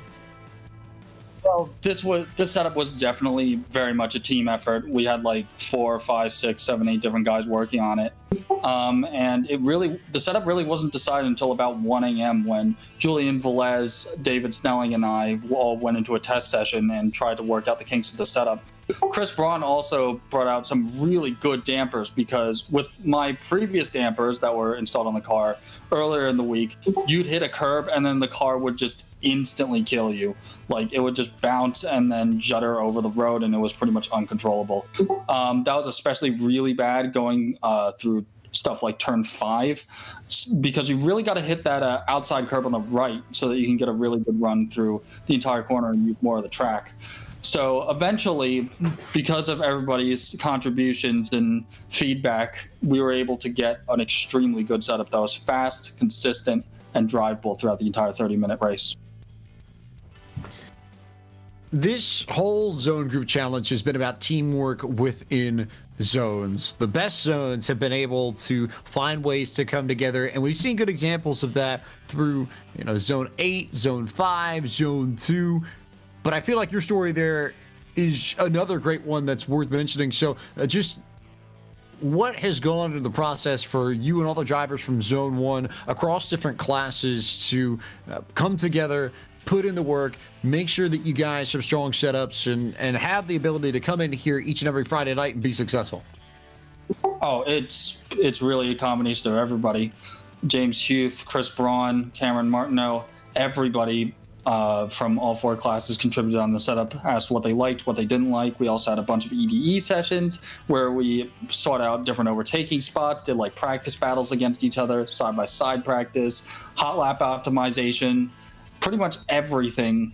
And the kitchen sink was thrown in to make sure that we were prepared for every single scenario on track. We even had spotters during the race, and on my end as well, I had a track map, and I was able to color code every single blip based on everyone's zone. And I was able to direct the race strategies used throughout the race based on that. No question, a team effort all the way through in Zone 1, and a good run for you and a strong run for your zone all the way through the Zone Group Challenge Championship. So, Series 6, Cup cars. They were a bit of a bugaboo for you last time you ran them. Is your approach different, and how excited are you to getting back to those cars, given how much you've changed as a driver in the year since we've run them in PCA competition? I'm actually not so sure about Series 6. I'd have to see exactly what plans I'm going to be having over the summer in terms of iRacing, other stuff, and whatnot. So I'll get back to you on that. The coy answer, no surprise. Michael, from all of us at Podium Esports of the Porsche Club of America, congratulations on your victory tonight in your individual class title in the Zone Group Challenge Championship. Thanks as always for the time, and we will see you in the not too distant future. Thank you very much. There's Michael Polasek, your winner tonight in the pro class. We turn to number 2. P2 went to Cameron Martineau, who's with Taylor Barris. Here with Cameron Martineau, and Cameron, gotta say, a great drive, a great performance throughout the entire race, as you had a great battle for second with Rafael Amorim. Tell us about how your race went for you and some of the things that you noticed that might have gave you a chance to battle with Polasek. Yeah, For me, I definitely was on the back foot with qualifying. I think, I definitely had some more pace in there, and, really just focusing, right from the start on trying to get by both, Chris and Raphael as early as I can, because I knew that, just like the team race and, some of the other races that I've done with them, we're just so close on pace that it was going to be, really, really important to get within his draft. But overall, I'm very happy with my performance and everything that came about in that race. I think that I did exactly what I needed to for the zone. I'm not in this for any sort of drivers' championship, so it was really, really important just to come home with a clean finish, and help secure Zone 1 with a zone championship. We look ahead to the next series, Cameron. Your thoughts on competing next year with a different car in the next series, and your thoughts on if you have anything maybe for Polasek for the Pro class. Oh, absolutely. I think that Cup car is definitely a driver's car for sure. I'm really looking forward to that car. That's a bit more of my wheelhouse with, not as much downforce and, a lot more mechanical grip. And it's a car that you definitely have to drive, quite a bit. I'm actually, getting ready for next weekend's Nürburgring 24-hour, and I'm going to be running that car. So I'm going to be super, super excited and try to get as much seat time as possible in it before Series 6 and see, where I stack up. So I think it'll be a lot of fun and hopefully a good spectacle for everyone to watch. Well, Cameron, before we let you go, anyone you'd like to say thank you to? Yeah, absolutely. I'd like to, give a big shout out to Matrix Motorsports and the Orion race team. Those guys have been, huge and, helping me out with setups and everything. I'd definitely like to give a shout out to Rocket Racing Setups who, support me with their setups and everything, and really just all my teammates, my family, my friends, and everyone that supports me in everything that I do. That is Cameron Martineau coming home in second place tonight in the PCA Pro 2 or Pro class, and Rachel has caught up with our third place driver, Raphael Amorim. Certainly have. Thank you very much. Raphael Amorim coming home today in third place. A very busy race for you guys. You and Chris Braun especially had a pretty tight fight out there. Tell me how it was for you. Yeah, it was just an amazing race. I think the guys at the front had amazing pace, and there wasn't a break for like even a single moment, and you really needed to keep the concentration there. And I'm so happy with third place. I had a couple of bad races and either bad luck or made mistakes, and to bring a third place on our home track is just amazing. I feel great. Absolutely fantastic results out there and a great showing in today's race, the whole race long. Anybody you'd like to give a shout out to or thank? No, yeah. First, a huge thank you to all the sponsors, Hagerty and all the sponsors, for really kind of giving us this. It's quite amazing and a great community and a great group of folks. And just as always, gotta thank my wife for keeping up with me on the kind of all my hobbies and all the stuff that I want to do. Awesome. Well, thank you very much, Raphael, and congratulations today on third place. James? Oh, thank Raphael Amorim comes home in P3. A good finish for him over the course of all the action here, and a good finish for him on home turf here, no question. He will not complain about his run tonight. But now that the interviews are done, the festivities are finished, it is time. Because for 5 months we've been competing here in this PCA Sim Racing Zone Group Challenge, part of PCA Sim Racing presented by Hagerty. And all the drivers in PCA have been competing in qualifying races, in the last chance qualifying races, and then the championship races to determine which zone of the PCA was the best of the best. For those unfamiliar with the PCA system, territorially, it's broken up first into regions, which will represent regions of the country or metro areas in particular. And groups of regions are clustered into one of 14 zones across the United States and Canada. And so these zones have been competing together, and you've heard throughout this series teamwork be a theme as drivers come together, maybe not necessarily from the same region, but from the same zone to try and put together the best setups and the best lap times to take down everybody else and be the best of the best. In the Zone Group Challenge Championship, we have been calculating the points for all 4 classes from every driver from every zone. And every single driver's points, regardless of how big or small the field might be, has been tabulated and added up by zone to get a full total across all 4 classes and both races to find out which zone is the fastest of the fast. And we can announce that at the end of the PCA Sim Racing Zone Group Challenge Championship, that the number 1 zone in PCA Sim Racing is zone number 1. Congratulations to all the drivers and everyone associated with zone 1, whose 11,762 points whopped the field to take control and win the Zone Group Challenge Championship. Zone 1 is your inaugural PCA Sim Racing Zone Group Challenge Champion. And on behalf of Zone 1, we have the top driver in Zone 1 in this Pro Class and the individual Pro Class champion, Michael Polasek, in to speak on behalf of everybody in his zone. And Michael, what does this say about Zone 1 PCA Sim Racing? What does this say about the effort you all have put in? And how proud are you all to bring the title home back to Zone 1 at the end of this? I'm really, really happy to represent Zone 1, and I've had the opportunity to work with some of the best drivers in all of PCA, people like Chris Braun, James Huth, Cameron Martineau, everyone, including even some of the top club drivers like Julian Velez, as well as sport and challenge class drivers, David Palmer especially, and also David Snelling. Both of them did extremely well in their race, as well as George Markadakis and everybody else that I have not mentioned yet. It's been very, very difficult to get setups that really worked and were good for everybody to drive.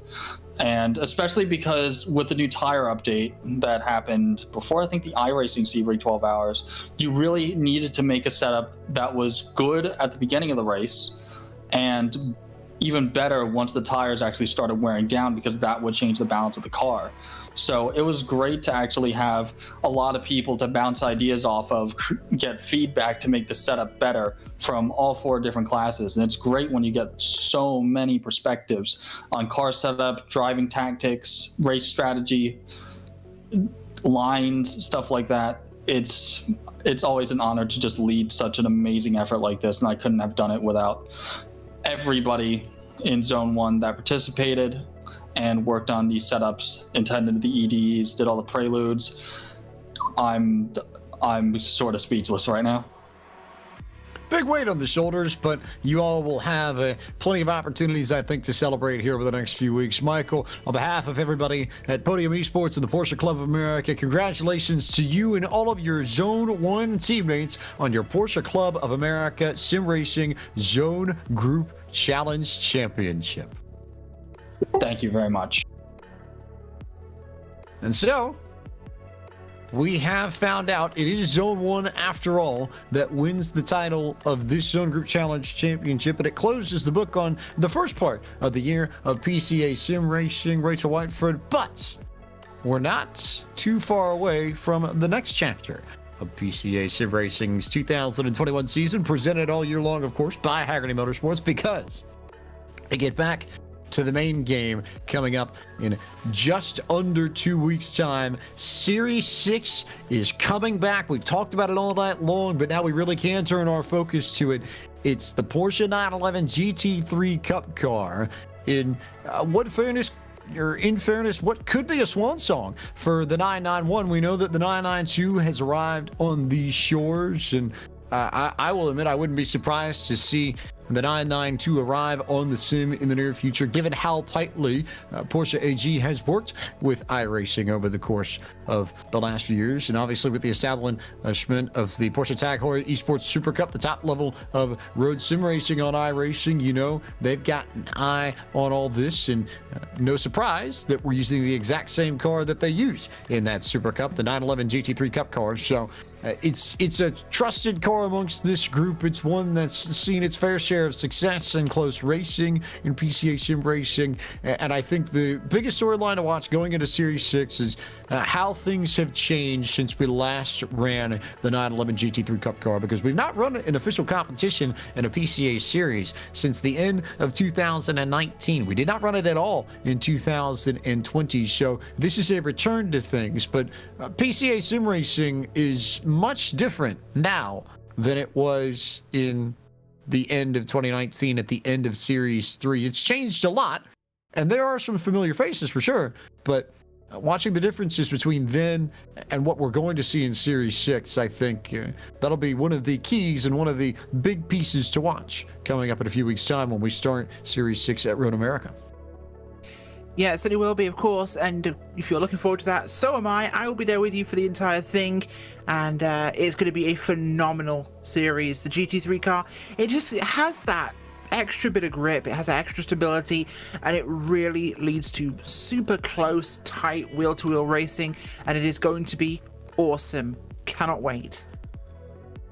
Lots of fun and lots of tracks to keep your eyes peeled on, and lots of tracks to watch this evening and in further evenings as well. You've got Road America that's back on there. Watkins Glen, another favorite of this group, is on the schedule. You've got Mid-Ohio that's back. Canadian Tire, Road Atlanta is there. But 3 new tracks to note. Brands Hatch, the full version of Brands Hatch, makes its debut in PCA Sim Racing, as does the Autodromo Enzo e Dino Ferrari, better known as Imola, which is where a certain open wheel series is this weekend. But Imola is actually the finale for Series 6 of PCA Sim Racing. And then the one that stands out to me, especially given this group and given that this is the Porsche Club of America, an all-new circuit in the United States to iRacing, we go street racing for the first time ever in PCA Sim Racing. The streets of Long Beach for the 3rd round, Wednesday, May 12th.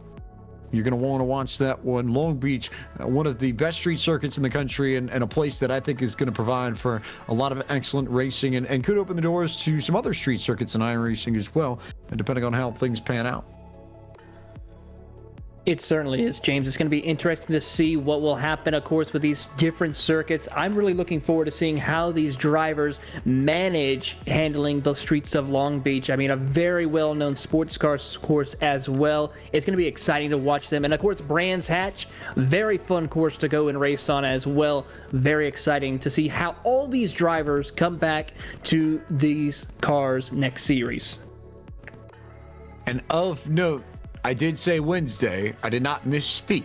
We move to a different day in the week for the first time in PCA Sim Racing history as well. Normally it's Friday nights that you see PCA Sim Racing. It is Wednesday that you will see PCA Sim Racing tackle Series 6. So pay attention, stay tuned for more details, but we can't confirm. Wednesday, April 25th, or 28th rather, will be your first race of Series 6 from Road America, and that's going to run all the way through to Wednesday, June 16th. Every week, 8 weeks of action, as per the usual, with a PCA Sim Racing series, and a lot of fun to be had in the 911 GT3 Cup car, I think, along the way.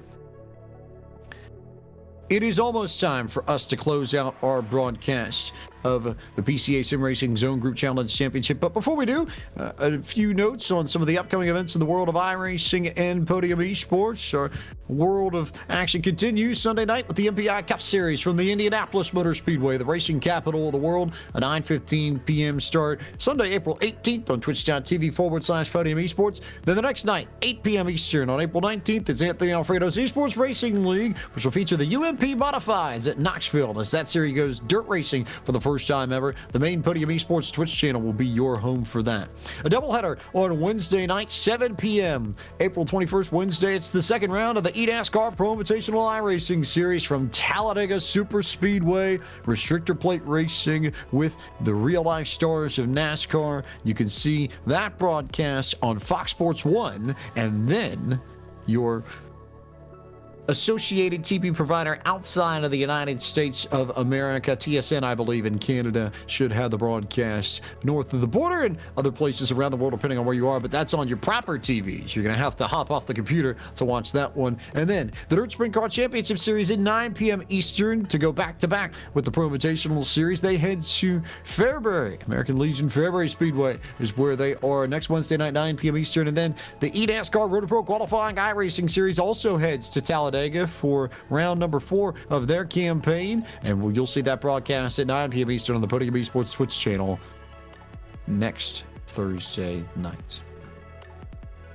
Plenty of people that we could thank who made the Zone Group Challenge Championship possible from its start all the way back towards the end of 2020 to its end here in the middle of April in 2021. For Doug Atkinson, Jim Hemming, John Parrish, the steering committee at PCA Sim Racing, everybody behind the scenes at PCA who helped make this possible, and of course all of the drivers, no question, with whom or without whom we would not have a championship to broadcast, without whom we would not have any action to pay attention to or bring to you, the fans at home. And of course, also to everybody watching at home or in their offices or wherever you may be. Your support and the liveliness in chat each and every week is such a joy to watch, and it's been quite the pleasure as always to bring another series of PCA Sim Racing presented by Hagerty to you all over the course of the past few weeks. We look forward to all of you joining us for Series 6 in a few weeks' time. For our team at Podium Esports, Gary Sexton, Cisco Scaramuza, John Theodore, for our producer, Ryan Power, our camera developer, Dougie Beard, and my colleagues in the booth, Taylor Burris and Rachel Whiteford, I am James Plank, the voice of Podium Esports. Thank you so much for watching all of Podium Esports coverage of the Porsche Club of America Sim Racing Zone Group Challenge, an event of PCA Sim Racing presented by Hagerty. We will see you at the end of the month for the beginning of PCA Sim Racing Series 6 featuring the Porsche 911 GT3 Cup car from Road America.